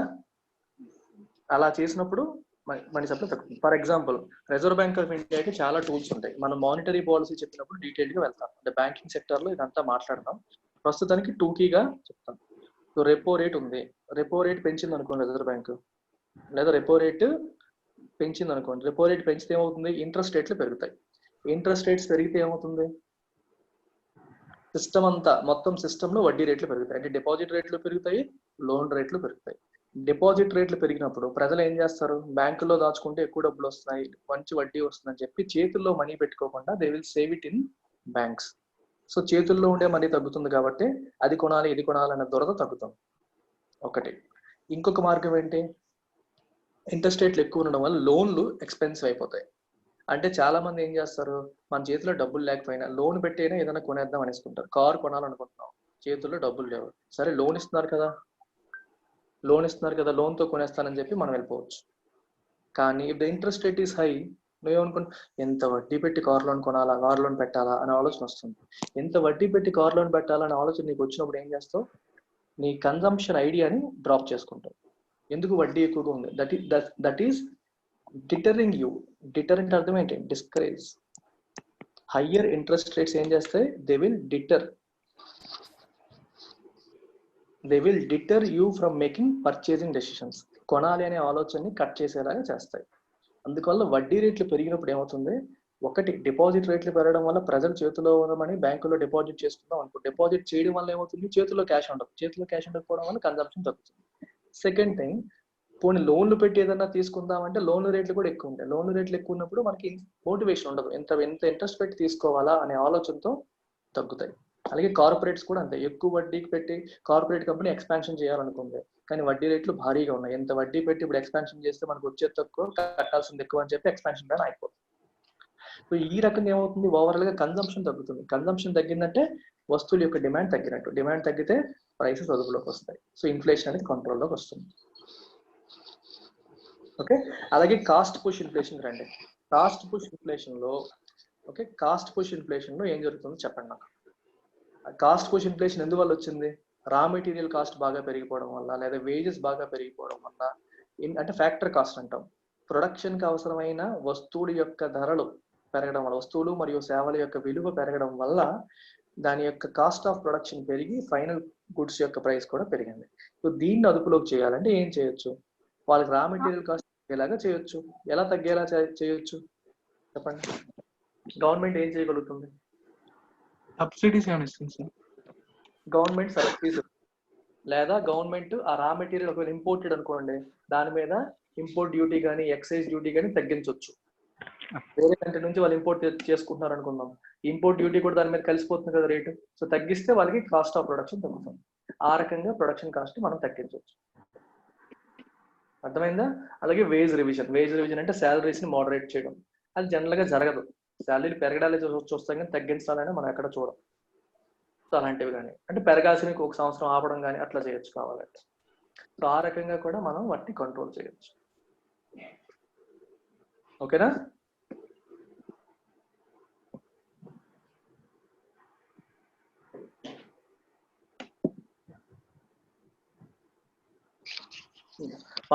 మనం చాలా సార్లు చూస్తాం, పెట్రోల్ రేట్లు పెరిగినప్పుడు ఏమవుతుంది? ఎసెన్షియల్ కమోడిటీస్ రేట్స్ పెరుగుతాయి. ఎందుకు? ట్రాన్స్పోర్ట్ ఉంటుంది కదా, దానికి పెట్రోల్ కాస్ట్ పెరగడం వల్ల అది ఎఫెక్ట్ అవుతుంది కాబట్టి ఎఫెక్ట్ అవుతుంది. ఎగ్జాక్ట్లీ. పెట్రోల్ పెరిగినప్పుడు ఏమవుతుంది? ట్రాన్స్పోర్ట్ కాస్ట్ యాడ్ అయిపోతాయి. ఎందుకంటే ప్రతి వస్తువు కూడా ఒక చోట నుంచి ఇంకో చోటికి ట్రాన్స్పోర్ట్ అవ్వాలి. సో ట్రాన్స్పోర్ట్ ఎక్స్పెన్సెస్ పెరిగిపోవడం వల్ల చాలా వస్తువుల యొక్క ధరలు పెరిగిపోతాయి అన్నమాట. ఆ రకంగా కూడా మనం చూస్తాం. ఇది కూడా ఒక రకంగా కాస్ట్ పుష్ ఇన్ఫ్లేషన్. కాస్ట్ పెరిగిపోయింది కదా, అక్కడ మార్కెట్ దగ్గరికి వచ్చేసరికి దాని యాక్చువల్ ఫైనల్ కాస్ట్ అనేది పెరిగిపోయింది. దాని కాస్ట్ లో పెట్రోల్ కూడా, ట్రాన్స్పోర్ట్ కూడా ఒక కాంపోనెంట్. ట్రాన్స్పోర్ట్ కాస్ట్ పెరిగిపోవడం వల్ల మార్కెట్కి వచ్చేటప్పటికి దాని ధర పెరిగిపోయింది. ఆ రకంగా కూడా మనం ఇన్ఫ్లేషన్ మనం చూస్తాం. అర్థమైందా? కాస్ట్ పుష్ అయిపోయింది, డిమాండ్ పుల్ అయిపోయింది. ఇంకేమైనా రాస్తారా దీంట్లో? రాయడానికి ఏమైనా ఉందా? కాస్ట్ పుష్ ఏం రాశారు? ఒక డెఫినేషన్ రాశారు, ఇంకేమైనా రాస్తారా? ఇగో ఐస్ క్రీమ్ ఎగ్జాంపుల్ రాసుకోండి. ఐస్ క్రీమ్ ఎగ్జాంపుల్ మీరు రాసుకోండి ఇన్ యువర్ ఓన్ టర్మ్స్. మీరు నచ్చినట్టు బొమ్మేయండి. ఐస్ క్రీమ్ వేయండి, ice cream raw material milk వేయండి. మిల్క్ రేట్ పెరిగినప్పుడు అది ఐస్ క్రీమ్ రేట్ ని పెంచుతుంది అని చెప్పి ఇండికేట్ చేయండి. The rise in the cost of milk leads to rise in the cost of ice cream and hence the final price of ice cream. This is an example of cost push inflation. అలాగే petrol కూడా రాసుకోవచ్చు. Generally high petrol prices, rise in prices of petrol, diesel leads to rise in transportation costs, which will lead to rise in the prices of most of the commodities. ఇది demand supply వల్ల కాదు, input cost పెరిగిపోవడం వల్ల పెరిగిపోయింది అన్నమాట.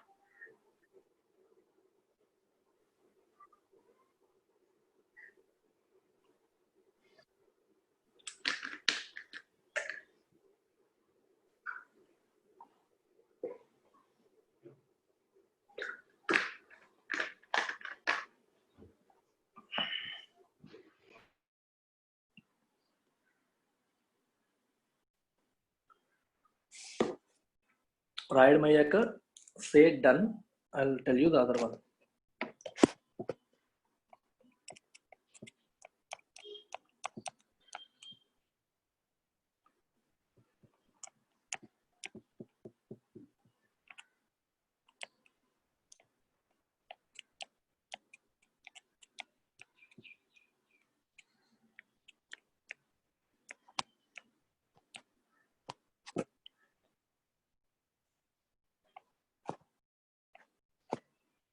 Next రండి, pricing power inflation.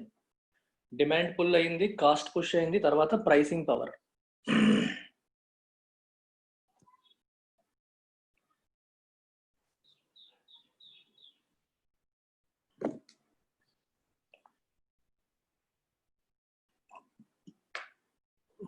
దీని అర్థం ఏంటో మీకు చెప్తాను చూడండి. ఇప్పుడు దిస్ హ్యాపెన్స్ ఇన్ ఒలిగోపోలీస్. ఒలిగోపోలీ అంటే అర్థం ఏంటి? మోనోపోలీ అంటే డ్యూఓపోలీ, ఒలిగోపోలీ. 3 పేర్లు విన్నారో లేదో? మోనోపోలీ అంటే ఒక సెక్టర్ లో ఒక కంపెనీ మాత్రమే ఉంటుంది. రైల్వేస్, మీకు ఎడిటోరియల్స్ లో చెప్తున్నాను చాలా. ఇండియన్ రైల్వేస్ లో there is only one organisation, Indian Railways, that's it. Duopoly అంటే రెండు పెద్ద ఆర్గనైజేషన్స్ ఉంటాయి. ఇప్పుడు మీకు డ్యూఓపోలీకి బెస్ట్ ఎగ్జాంపుల్ ఏంటంటే cards business, Visa, Mastercard, ఆ రెండే కదా. కానీ అవన్నీ చిన్న చిన్న. సో ఎక్కువగా మనం చూసేవేంటి, Mastercard and Visa card. అంటే అలాగే మీరు Pepsi, Coca Cola, aerated drinks, Pepsi, Coca Cola రెండే పెద్ద కంపెనీలు. ఇంకా ఏవైనా ఉన్నా అవి చిన్న చిన్నవి, అసలు they not even comparable to them, their size worldwide తీసుకునేటప్పుడు. This is called duopoly. అలాగే ఓలిగోపోలీ అంటే more than two organisations dominate చేస్తాయి. ఇప్పుడు మన టెలికాం రంగం తీసుకోండి, టెలికాంలో ఎన్ని ఉంటాయి మ్యాక్సిమం? ఎయిర్టెల్ ఉంది, అలాగే వడాఫోన్ ఐడియా కలిసిపోయాయి, వడాఫోన్ ఐడియా ఉంది, జియో ఉంది, ఇంతే మూడే ఉన్నాయి. ఇప్పుడు ఇంకేమైనా ఉన్నాయా? బిఎస్ఎన్ఎల్, ఇంకా టాటా టెలి ఉందో లేదో మరి తెలియదు నాకు, సిమ్ కార్డ్స్ వాళ్ళు అమ్ముతున్నారో లేదో. So very few players are there. అర్థమైందా? This is oligopoly. ఒలిగోపోలీలో ఏం జరుగుతుంది, ఇప్పుడు ఫర్ ఎగ్జాంపుల్ వీళ్ళందరూ కలిసి కూర్చొని ఒక్కసారిగా డేటా చార్జెస్ పెంచేద్దాం అనుకున్నారు అనుకోండి, మనం ఏమైనా చేయగలమా? ఏమీ చేయలేం.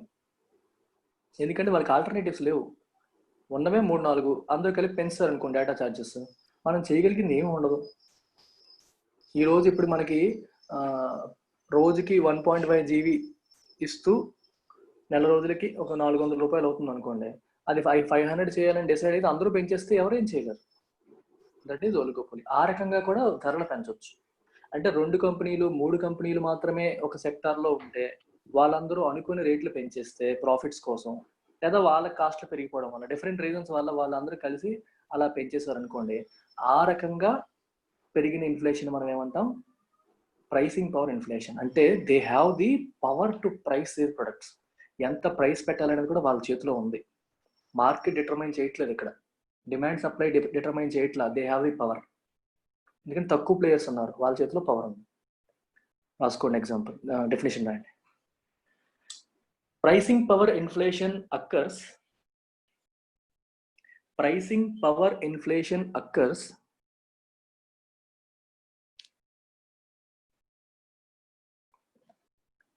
when the business houses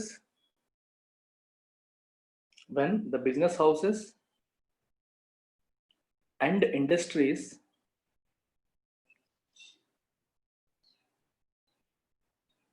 decide to increase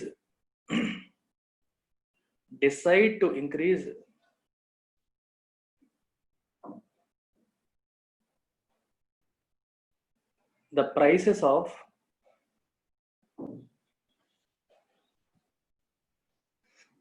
their respective goods and services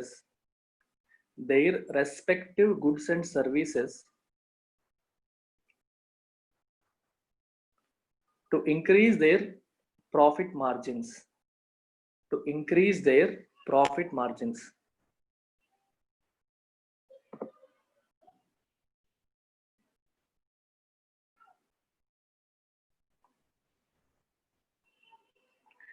It is also called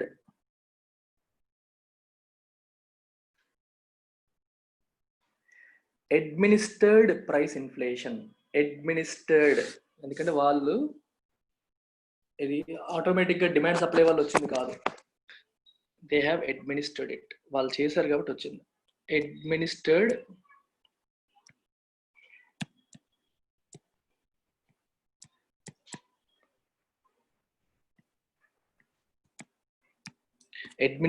price inflation.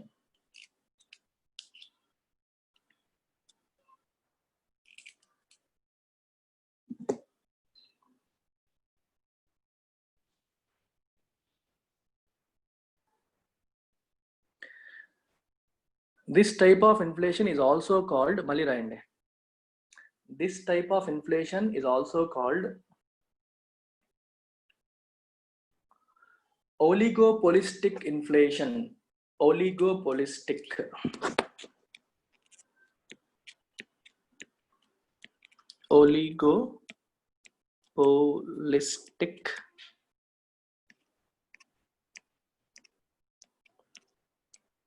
oligopolistic inflation because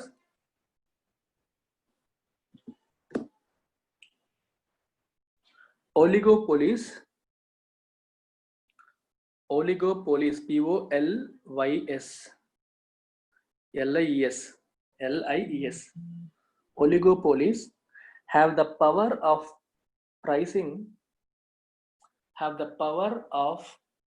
pricing their goods and services.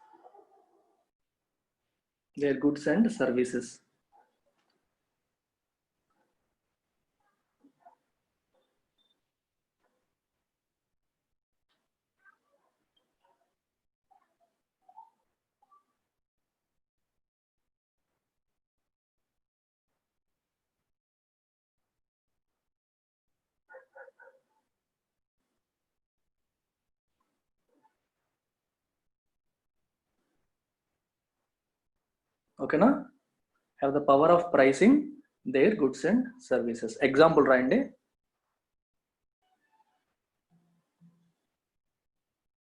Airtel, Vodafone and Jio.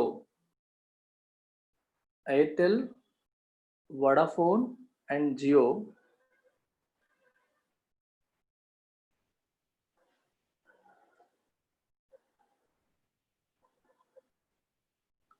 may decide to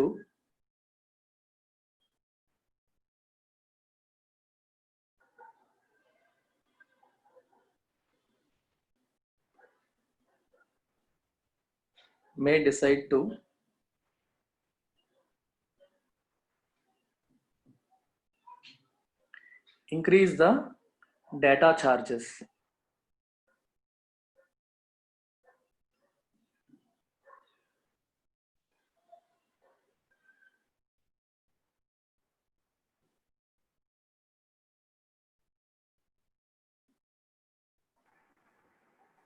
sir government ఎలా regulate చేస్తారు sir వీళ్ళని? Regulate చేయరు, ఎందుకు చేయాలి? అన్నిటిని నష్టాలు వచ్చినప్పుడు government ఇస్తుందండి.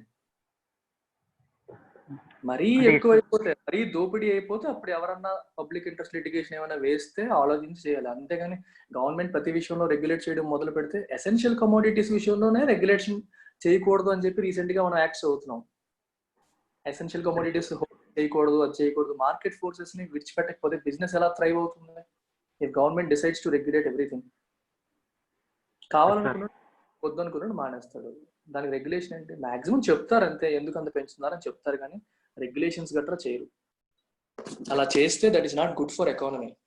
That will lead to bad, that will give bad signals to the economy. ఎందుకంటే కొత్త కంపెనీస్ ఎవరు పెట్టడానికి ముందుకు రారు. ఇందులో ప్రభుత్వం ఊరికే ఇంటర్వెన్షన్ ఉంటుంది అని చెప్పి వస్తాయి అన్నమాట. ఇప్పుడు జియో బాగా తగ్గించేసింది. That is predatory pricing. యాక్చువల్గా 0 ప్రైస్ ఫ్రీగా ఇచ్చేసింది 3 నెలలు. దానివల్ల ఎయిర్టెల్, వడాఫోను, మన అంబానీ గారు రిలయన్స్ కమ్యూనికేషన్స్ బ్లీడ్ అయిపోయి రక్తం వచ్చాయి. ఎంతో మందికి ఉద్యోగాలు పోయి వాళ్ళకి లాసుల్లోకి వెళ్ళిపోయారు. అంటే చాలా ఇబ్బంది పడ్డారు ఆ 3-4 నెలలు. ప్రభుత్వం ఏమైనా చేసింది అప్పుడు? లేదు sir. That is predatory pricing. Predatory అంటే ఎదుటివాడి కాంపిటీషన్ ని చంపేసేలాగా ఉన్న ప్రైసింగ్. అది కూడా కరెక్ట్ కాదు చెప్పాలంటే. అప్పుడు కూడా ప్రభుత్వం ఏం చేయలేదు, ఊరుకుందంతే. ఇప్పుడు ఏం చేయదు, పెంచినా ఏం చేయదు. అయితే మరీ అది మరి తెలిసిపోతుంది కదా, మరీ టూ మచ్ అయిపోయి, తేడా అయిపోయి, టూ మచ్ ఆఫ్ ప్రాఫిట్, అప్పుడు చెప్తుంది అంతే.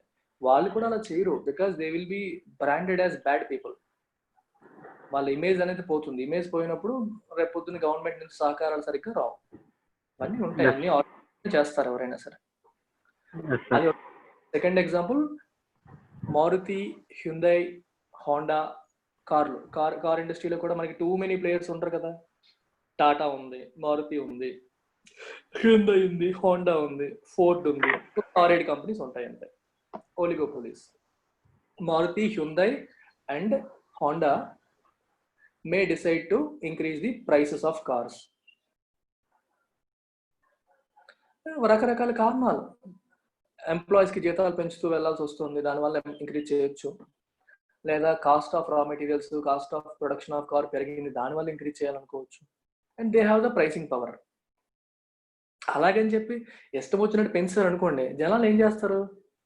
గొడవ పెట్టరు, కొండం మానేస్తారు అంతే. కొండం మానేస్తే ఏమవుతుంది? మళ్ళీ మూసుకొని తగ్గించాల్సి వస్తుంది. అలా ఉంటుంది అనమాట. సో ప్రతిదీ కూడా ఇష్టం వచ్చినట్టు పెంచేస్తారని కాదు, at least they have the freedom to increase.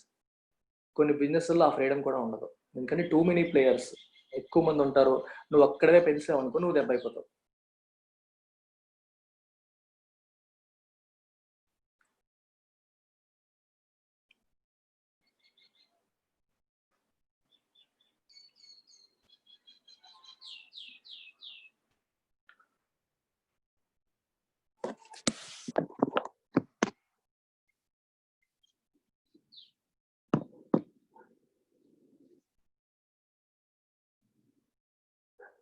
నేనేం చేశాను బాబు,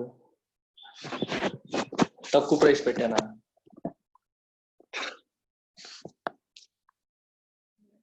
ఓకే, పెంచుతాను లేదా, సలహా చెప్పావుగా. నెక్స్ట్ కోర్సుకి 10,000 ఫీజు, ఓకేనా?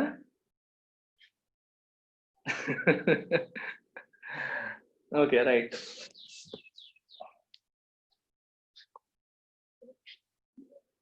నెక్స్ట్ బ్యాచెస్కి ఓకేనా? మీరు మాత్రం సేఫ్ అయిపోవాలి, తర్వాత వాళ్ళకి పర్లేదు. బాగుంది idea.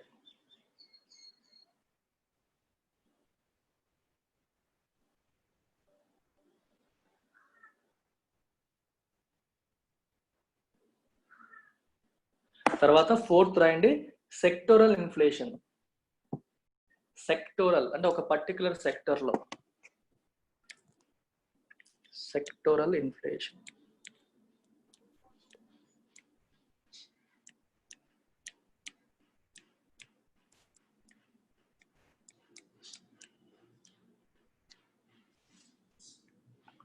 Sectoral inflation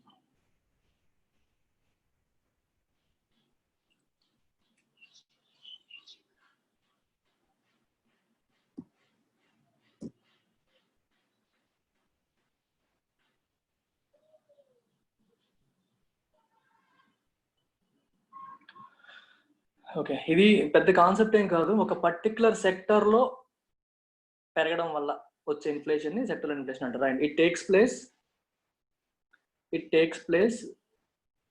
when there is an increase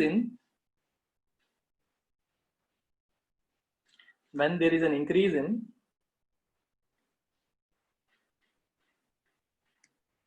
the price of goods and services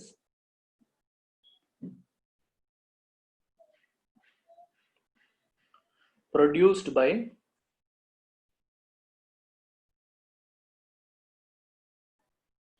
a certain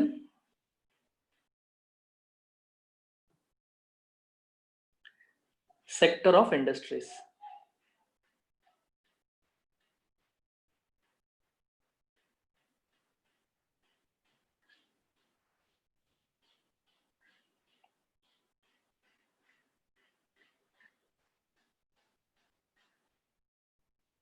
అంటే ఒక సెక్టార్లో ప్రైసెస్ బాగా పెరగడం వల్ల that will lead to inflation. మీకు బెస్ట్ ఎగ్జాంపుల్ ఏంటి? Crude oil. క్రూడ్ ఆయిల్ పెరిగింది అనుకోండి, ఏమవుతుంది? క్రూడ్ ఆయిల్ని బేసిస్గా తీసుకున్న అన్ని సెక్టార్స్ కూడా, ఫర్ ఎగ్జాంపుల్ ఎయిర్ ఫేర్స్ పెరిగిపోతాయి. ఎందుకంటే మనకి ఫ్లైట్స్ నడపడానికి మెయిన్ వాళ్ళకి వచ్చేది ఆయిల్ ఖర్చు.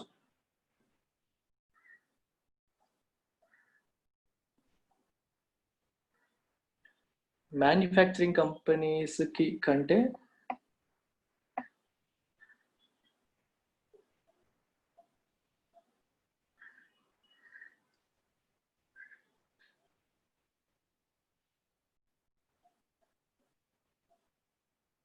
అంటే ఒక సెక్టార్లో ప్రైస్ పెరగడం వల్ల అన్ని సెక్టార్స్కి వ్యాపిస్తే దాన్ని మనం సెక్టరల్ ఇన్ఫ్లేషన్ అంటాం. సో ఎగ్జాంపుల్ రాసేయండి. an increase in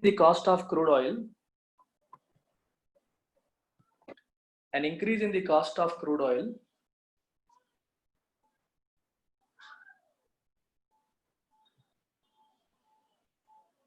would affect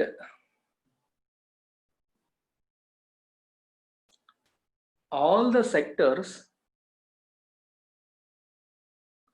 that use crude as input, that use crude oil as an input.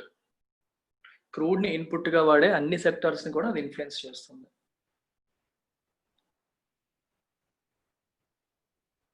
Example,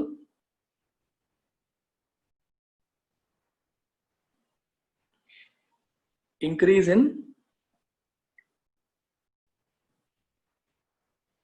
prices of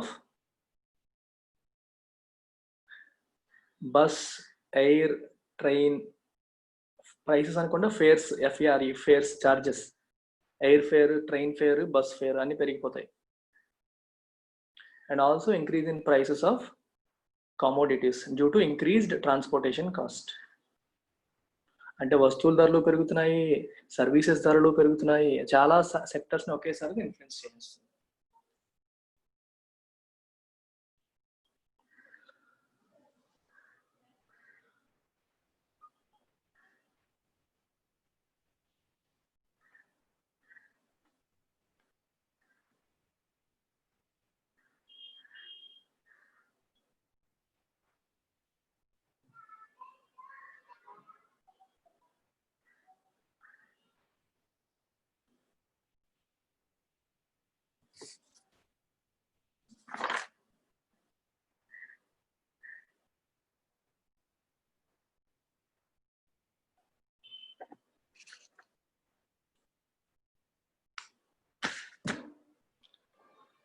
next రాయండి,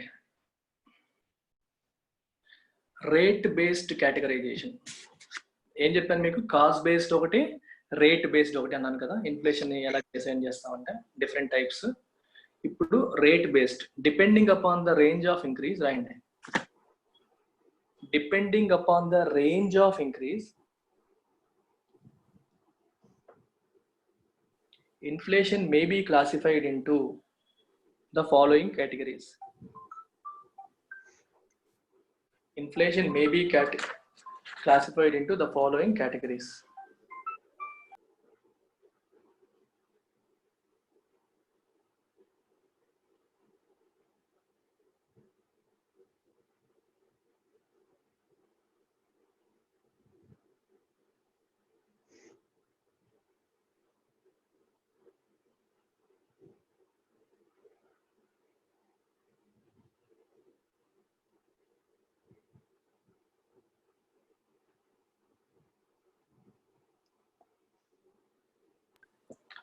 Okay na? Following categories. First category రాయండి. First category,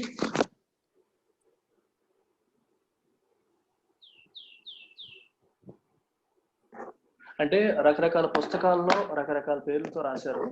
సరే, నేను తీసుకున్న దాంట్లో ఏముందో చెప్తాను. Creeping inflation.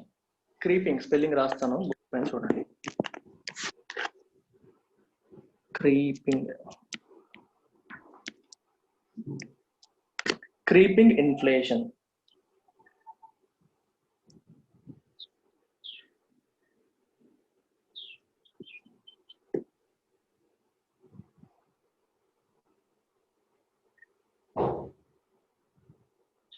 Okay, it occurs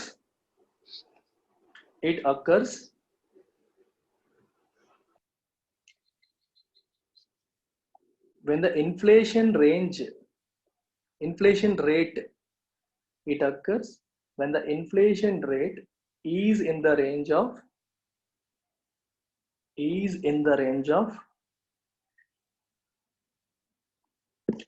1% to 5%.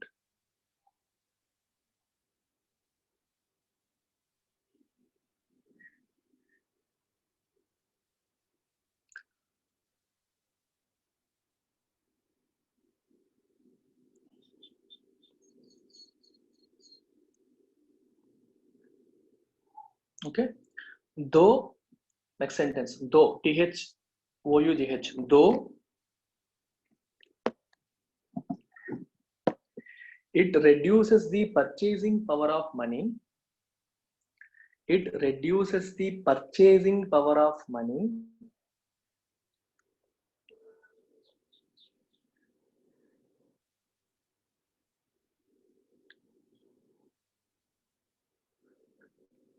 it is manageable it is manageable. ఇక్కడ 1% to 5% అనేది పెద్ద మ్యాటర్ కాదు కదా. 100 రూపాయలు పెట్టి ఈ రోజు కొన్నాం, నెక్స్ట్ ఇయర్ 105 అయ్యింది అనుకోండి, దాని గురించి పెద్దగా వర్రీ అయిపోము. నాట్ టూ మచ్ అన్నమాట. It is manageable in a growing economy.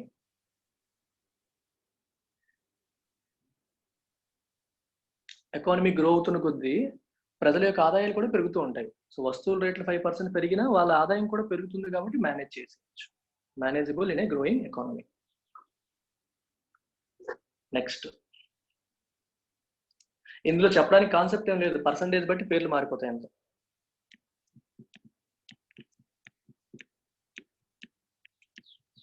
Next చూడండి, trotting inflation.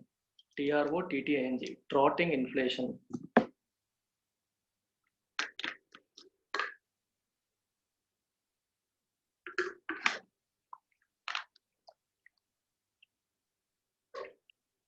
Trotting inflation. It lies in the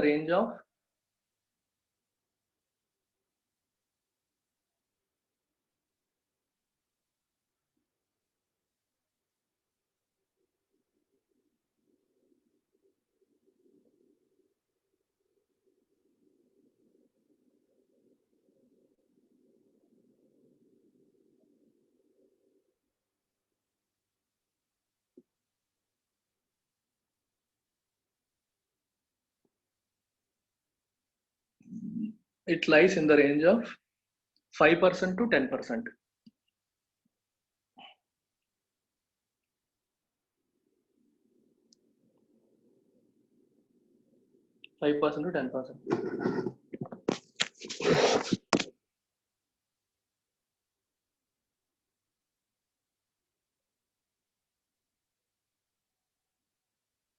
Economists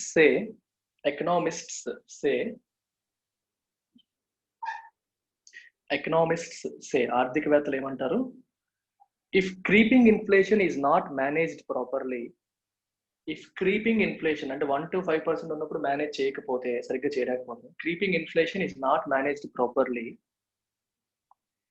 it may lead to trotting inflation. It may lead to trotting inflation.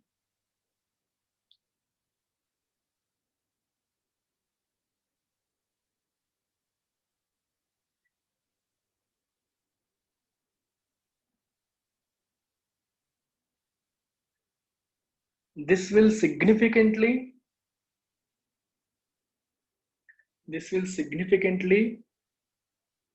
erode, ERODE. This will significantly erode అంటే cut down, కోత విధించడం. Erosion of soil అంటారు చూడండి జియోగ్రఫీలో. Significantly erode the purchasing power of people.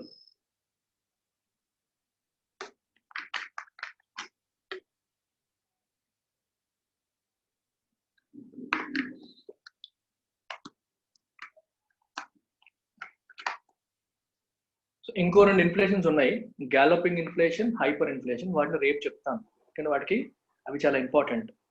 అంటే government policies సరిగ్గా లేకపోతే జరిగే రిస్క్ కి అవి ఉదాహరణలు అన్నమాట. సో వాటి గురించి మనం డీటెయిల్డ్ గా రేపు ఎగ్జాంపుల్స్ సహా చెప్తాను. సో అది important. Kisan credit card, Deepak Sai చెప్పు, ఏం కొనుక్కున్నావు? సార్, కిసాన్ క్రెడిట్ కార్డ్ అనేది 1998లోన ఇంట్రడ్యూస్ చేశారు సార్ ఇండియాలో. అది నబార్డ్ ద్వారా ఇంట్రడ్యూస్ చేశారు. దానికి ఒక కమిటీ ఉంది సార్, ఆర్వి గుప్తా కమిటీ అని. ఆ కమిటీ ద్వారా అది ఇంట్రడ్యూస్ చేశారు. తర్వాత అది దేనికంటే ఫార్మర్స్ కి అంటే ఫీజిబుల్ గా లోన్స్ ప్రొవైడ్ చేస్తారు చాలా ఈజీగా. ఇంకా వాళ్ళకి ఏమైనా సీడ్స్ కానీ ఏమైనా కొన్ని పర్చేస్ చేయాలంటే ఆ కార్డు వాడుకోవచ్చు ఎక్కడికైనా. అది లిమిట్ ఉంటుంది సార్. జనరల్ గా ఇప్పుడు వాళ్ళ ఫార్మింగ్ ఎన్ని ఏకర్స్ ఉన్నాయో, మళ్ళీ ఏ టైప్ ఆఫ్ ఫార్మింగ్, అది ఏ టైప్ ఆఫ్ పంట వాళ్ళు పండిస్తారో దాన్ని బట్టి వాళ్ళకి ఎంత ఇవ్వాలా అనేది అది బ్యాంక్స్ చూసుకుంటాయంట. ఆ లిమిట్ 3 lakhs వరకు ఇస్తారు. ఇంకా వాళ్ళకి చాలా తక్కువ ఇంట్రెస్ట్ రేట్స్ ఉంటాయంట. 1 acre కన్నా ఎక్కువ ఉంటే ల్యాండ్ 9% అలా ఉంటదండి సార్ ఇంట్రెస్ట్ రేట్. ఇంకా దాంట్లోనే గవర్నమెంట్ సబ్సిడీస్ ఉంటాయంట. ఓకే. ఇంకా ఆ కిసాన్ క్రెడిట్ కార్డ్ ఉన్న ఫార్మర్స్ కి ఒకవేళ వాళ్ళకి ఏమైనా ఇంజురీస్ అయితే 25,000 అలా బ్యాంక్ ఇస్తుంది. ఒకవేళ వాళ్ళు కానీ చనిపోవడం జరిగితే 50,000 దాకా గవర్నమెంట్ వాళ్ళకి ఇస్తుంది. ఓకే. అంతే సార్ దాని గురించి. Okay fine. సాయిరామ్, నీకు అడిగింది ఏంటి? Yes sir, SHG bank linkage programme sir. SHG bank linkage programme అంటే ఇప్పుడు స్ప్లిట్ చేసుకుంటే SHG bank linkage programme. SHG అంటే ఏంటి అంటే సెల్ఫ్ హెల్ప్ గ్రూప్స్, అంటే తెలుగులో స్వయం సహకార సంఘాలు అంటారు. ఇప్పుడు నెక్స్ట్ బ్యాంక్ ఎస్హెచ్జిని, ఈ సెల్ఫ్ హెల్ప్ గ్రూప్స్ ని బ్యాంక్ కి లింకేజ్ అంటే అనుసంధానం లింక్ చేసే ప్రోగ్రామే ఎస్హెచ్జి బ్యాంక్ లింకేజ్ ప్రోగ్రామ్. ఇది ఎవరు చేశారంటే నాబార్డ్ స్టార్ట్ చేసింది 1992లో with the recommendations of SK Kalia committee. ఇది తెలుసుకోవాలంటే ముందు సెల్ఫ్ హెల్ప్ గ్రూప్స్ అంటే అది క్లియర్ గా తెలుసుకోవాలి. ఇప్పుడు మనం సపోజ్ అప్పు కావాలంటే ఎక్కడికి వెళ్తాం? బ్యాంక్ వెళ్తాం. బ్యాంక్ వెళ్తే వాడు ఏం అడుగుతాడంటే సెక్యూరిటీస్ అడుగుతాడు. మన దగ్గర సెక్యూరిటీస్ ఉంటే తాకట్టు పెట్టి బ్యాంక్ రుణం తెచ్చుకోగలం. కానీ మన దగ్గర ఇప్పుడు రూరల్ ఏరియాస్ వాళ్ళు ఉంటారు, ఉమెన్ ఉంటారు, I mean subaltern sections, weaker sections, marginalised అంటే అణగారిన వర్గాలు, వెనుకబడిన తరగతుల వాళ్ళకి వాళ్ళ దగ్గర సెక్యూరిటీస్ లేనప్పుడు వాళ్ళు ఏం చేయగలరు? ఏం చేయలేరు. అప్పుడు వాళ్ళు ఏం చేస్తారంటే దగ్గరున్న వడ్డీ వ్యాపారుల దగ్గరికి వెళ్తారు. వడ్డీ వ్యాపారాలు వడ్డీలు గట్టిగా వేస్తారు. దాని ద్వారా అవి కట్టలేక ఆత్మహత్యలు చేసుకోవాల్సిన పరిస్థితి కూడా వస్తుంది. ఓకే, దీన్ని మొత్తం ఫిక్స్ చేయడానికి, ఈ ప్రాబ్లమ్స్ మొత్తాన్ని అధిగమించడానికి వీళ్ళందరూ ఏం చేస్తారంటే ఒక బ్రిలియంట్ ఐడియా 1970s లో కనుక్కున్నారు. అదేంటి అంటే వీళ్ళందరూ ఒక 10 to 20 మెంబర్స్ గ్రూప్ గా ఏర్పడి, ఒకే ప్రాంతానికి చెందిన వీళ్ళు ఒక గ్రూప్ గా ఏర్పడి ఈచ్ వన్ మంత్లీ పలానా నాకు ఒక 1,000 రూపీస్ అయితే ఈచ్ 1,000 రూపీస్ అలా సేవ్ చేసుకుంటూ ఒక పొదుపు మొత్తాన్ని కూడబెట్టుకుంటారు. 10 మంది నెలకి 1,000 రూపాయలు సేవ్ చేసుకున్నారంటే 10,000 కూడబెడతారు. సో ఇందులోనే ఎవరికైనా అవసరం ఉంటే ఆ 10,000ని వాళ్ళకి ఇస్తారు. వాళ్ళు చాలా తక్కువ ఇంట్రెస్ట్ తిరిగి ఆ మొత్తం యూనియన్ కి పే చేయాల్సి వస్తుంది. దీని ద్వారా వడ్డీ రేట్లు తక్కువ చేసుకొని ఇన్వెస్ట్మెంట్స్ కానీ చేసుకోవడానికి వాళ్ళు బాగుంటుంది.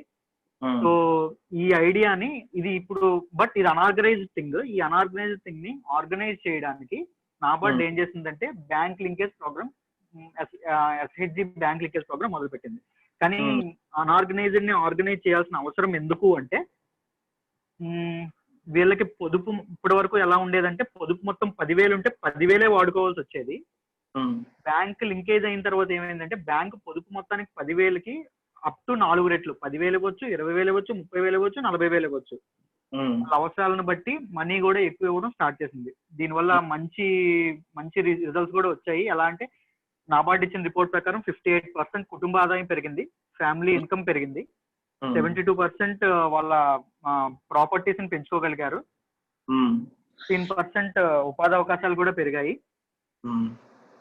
70% అందులో ఇప్పుడు 70% అదే నాబార్డ్ అదే బ్యాంకులు ఇచ్చిన ఏవైతే ఉన్నాయో అప్పులో 70% వాటిని వాళ్ళు మంచి కోసం ఉపయోగించారు. ఐ మీన్ ప్రొడక్టివ్ వర్క్స్ ఉపయోగించారు. దానివల్ల డెవలప్మెంట్ అనేది సాధ్యపడింది. అంతే sir. Okay, nice, very good Sairam, చాలా డీటెయిల్డ్ గా చెప్పావు. Yeah, that is how you need to understand and analyse an issue. Deepak కూడా బాగా చెప్పాడు. సో ఎవ్రీ డే ఇలా మీకు కొన్ని ఇస్తూ ఉంటాను. సో ఇవాళకి ఇవ్వడానికి ఏం లేదు, రేపు ఇస్తాను కొన్ని. రేపు నెక్స్ట్ టైం యశోదాకి, సుస్మితకి, ఇంకా అందరికి ఒక్కొక్క రోజు ఒక్కొక్కటి ఇస్తూ ఉంటాను. మీరు కూడా అనలైజ్ చేసి నాకు చెప్తూ ఉండండి. దాంట్లో ఏమైనా మార్పులు చేర్పులు, డెవలప్మెంట్స్ ఏమైనా, బెటర్మెంట్స్ ఏమైనా ఉంటే నేను సజెస్ట్ చేస్తాను. సో ఒకసారి రివిజన్ చేసేద్దామా ఇవాళది?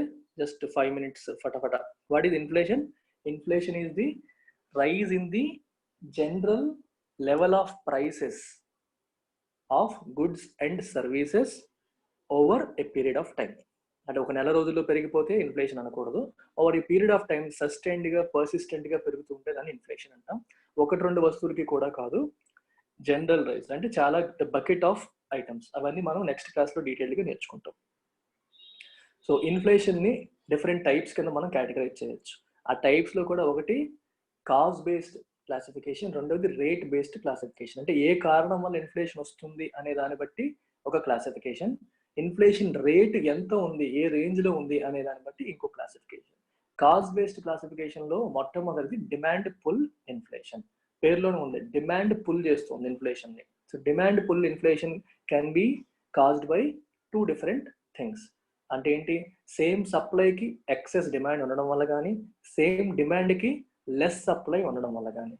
ఇట్ కమ్స్ బికాస్ ఆఫ్, ఇది ఎందుకు వస్తుంది, miss match of demand and supply. Miss match of demand supply రావడానికి రెండు కారణాలు ఉండొచ్చు. డిమాండ్ అలాగే ఉండి సప్లై పెరగొచ్చు, సప్లై తగ్గొచ్చు, సప్లై అలాగే ఉండి డిమాండ్ పెరగొచ్చు. రెండు కారణాల వల్ల కూడా డిమాండ్ పుల్ ఇన్ఫ్లేషన్ అనేది వచ్చే అవకాశం ఉంది. సిమిలర్ గా సెకండ్ది cost push inflation. Cost push దాని పేరులోనే ఉంది, కాస్ట్ అనేది పుష్ చేస్తుంది ఇన్ఫ్లేషన్. సో కాస్ట్ అంటే ఏంటి, రా మెటీరియల్ కాస్ట్ కానీ వేజ్ కాస్ట్ కానీ, అంటే ఎంప్లాయీస్కి ఇచ్చే జీతభత్యాలు కానీ, లేకపోతే ముడి సరుకుల యొక్క ధరలు పెరగడం వల్ల cost of production of goods and services పెరిగి, if that leads to inflation, that is called cost push inflation. What is the third one? Demand pull అయిపోయింది, కాస్ట్ పుష్ అయిపోయింది. థర్డ్ ఏం చెప్తాం, ప్రైసింగ్ పవరా అడ్మినిస్టర్డ్, ప్రైస్ అడ్మినిస్టర్డ్ ఇన్ఫ్లేషన్. అంటే pricing power inflation అంటే అర్థం ఏంటి, ఓలిగోపోలీస్ అంటే కొన్ని పవర్ఫుల్ కంపెనీస్, అంటే group of companies which have the power to control prices. మనకి టెలికాం తీసుకోండి, లేకపోతే కార్ ఇండస్ట్రీ తీసుకోండి, కొన్ని బిగ్ కంపెనీస్ ఉంటాయి. సో వాళ్ళ రకరకాల కారణాల వల్ల, ప్రాఫిటబిలిటీ ఇంక్రీజ్ చేసుకోవడానికి కావచ్చు, లేదా కాస్ట్ ఆఫ్ ప్రొడక్షన్ పెరగడం వల్ల కావచ్చు, if they decide to increase the price again the prices of commodities, అంటే కమోడిటీస్ అంటే అక్కడ వస్తువులు వాళ్ళు తయారు చేసే ఐటమ్స్ పెరిగే ధర పెరుగుతుంది. ఆ రకంగా కూడా it might lead to inflation. So నాలుగవది ఏంటి, ఫోర్త్ ఏంటి చెప్పండి, సెక్టోరల్ ఇన్ఫ్లేషన్. ఒక సెక్టార్ యొక్క ధర, ఒక సెక్టార్ యొక్క ప్రొడక్ట్స్ యొక్క ప్రైస్ పెరగడం వల్ల, if it leads to increase in prices in several other sectors, that is called sectoral inflation. మీకు బెస్ట్ ఎగ్జాంపుల్ ఏంటి, క్రూడ్ ఆయిల్. క్రూడ్ ఆయిల్ రేట్లు పెరిగాయి అనుకోండి, క్రూడ్ ఆయిల్ డిపెండెంట్ సెక్టర్స్ చాలా ఉంటాయి, వాటన్నింటి ధరలు కూడా పెరిగిపోతాయి. సో మీకు ట్రాన్స్పోర్టేషన్ తీసుకోండి, ఏవియేషన్ తీసుకోండి, టూరిజం తీసుకోండి, లేకపోతే కొన్ని manufacturing industries which rely on oil. So ఇవన్నీ కూడా మనకి ధరలు పెరిగిపోయే అవకాశాలు ఉంటాయి అన్నమాట. That is sectoral inflation. అలాగే రేట్ బేస్డ్ ఇన్ఫ్లేషన్ లో కూడా ఇవాళ రెండు కేటగిరీస్ చూసాం. ఒకటి creeping inflation, wear the rate of increase is 1% to 5%. 1% నుంచి 5% ఉంటే that is generally termed as manageable. Governments పెద్ద భయం ఏమీ ఉండదు, అండ్ అది ఇన్ఎవిటబుల్. గ్రోయింగ్ ఎకానమీలో అది కామన్ అనమాట, ఖచ్చితంగా ఆ మాత్రం ఉంటుంది. దానివల్ల పెద్ద సమస్య అయితే ఏమి రాదు. But if it goes beyond that 6%, 5% నుంచి 10%కి వెళ్ళిపోయింది అనుకోండి, then we call it trotting inflation. Trotting అంటే వడివడిగా అడుగులు వేయడం, ఇంగ్లీషే ఇది కూడా. ఓకే, వడివడిగా అడుగులు వేయడం. సో ఒకసారి అలా పెరిగింది అనుకోండి, అగైన్ ఇది ఇంతకు ముందుతో కంపేర్ చేస్తే రిస్క్, ఎందుకంటే చాలా ఫాస్ట్గా మన యొక్క పర్చేసింగ్ పవర్ని తినేస్తుంది. మీరు ఒకసారి ఆలోచించండి, గవర్నమెంట్ ఆర్గనైజేషన్స్లో కానీ, ప్రైవేట్ ఆర్గనైజేషన్స్లో కానీ మనం ఇండియాలో చూస్తున్నప్పుడు జనరల్గా ఎంత పెరుగుతాయి మన జీతాలు? 5%, 6%, అంతకు మించి లేదు ఇండస్ట్రీలో. ఇప్పుడు బాగా తగ్గిపోయాయి. మన జీతభత్యాలు 5%, 6% పెరుగుతున్నప్పుడు ధరలు అంతకంటే ఎక్కువ పెరిగాయి అనుకోండి, isn't it eroding your purchasing power? అందుకే సింపుల్గా తీసుకోండి మీరు ఎప్పుడు కూడా. ఇప్పుడు గవర్నమెంట్ 7th పే కమిషన్ కానీ, 8th పే కమిషన్ కానీ మనకి పే కమిషన్లు వేస్తారు. సెంట్రల్ గవర్నమెంట్ ఎంప్లాయీస్కి జీతాలు పెంచాలా వద్దా, ఎంత పెంచాలని డిసైడ్ చేయడానికి. వాళ్ళు ఏం చూస్తారు అనుకున్నారో, దే లుక్ ఎట్ ఇన్ఫ్లేషన్. అంటే జీతాలు అనేవి ఎప్పుడు ఇన్ఫ్లేషన్ కంటే తక్కువ ఉండకూడదు. జీతాల్లో పెరుగుదల ఇన్ఫ్లేషన్ కంటే ఎక్కువ ఉండాలి. మన పెరుగుదల ఇన్ఫ్లేషన్ కంటే ఎక్కువగా ఉండకపోతే ఏమవుతుంది, ఒక రకంగా మన జీతం తగ్గినట్టు. ఎందుకంటే ధరలు పెరిగిపోయాయి. మన జీతం పాత జీతమే ఉందనుకోండి, తగ్గిపోయినట్టే కదా అర్థం.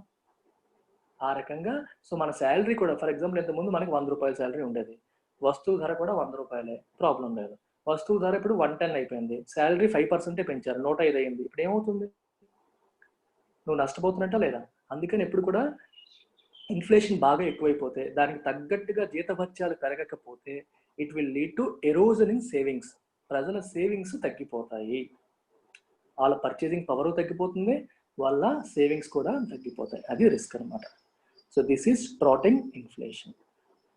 రెండు రకాల ఇన్ఫ్లేషన్స్ అయ్యాయి. ఇంకా మనకు రేపు చూడబోయేవి galloping inflation and hyper inflation. ఈ రెండింటిని మనం రేపు చూడడం. గ్యాలోపింగ్ అంటే ఇంకా పరిగెత్తుకుంటూ వెళ్ళిపోవడం, ఇంగ్లీషే ఇదంతా కూడా, పేరులోనే మీకు వచ్చేస్తుంది. ఓకే, ఇంకా డిఫ్లేషన్, స్టాగ్ఫ్లేషన్, డిస్ఇన్ఫ్లేషన్, ఈ పదాలన్నీ ఉంటాయి. వీటన్నిటిని కూడా మనం రేపటి క్లాస్లో చూద్దాం. That's it guys, thank you very much. Let's catch up tomorrow.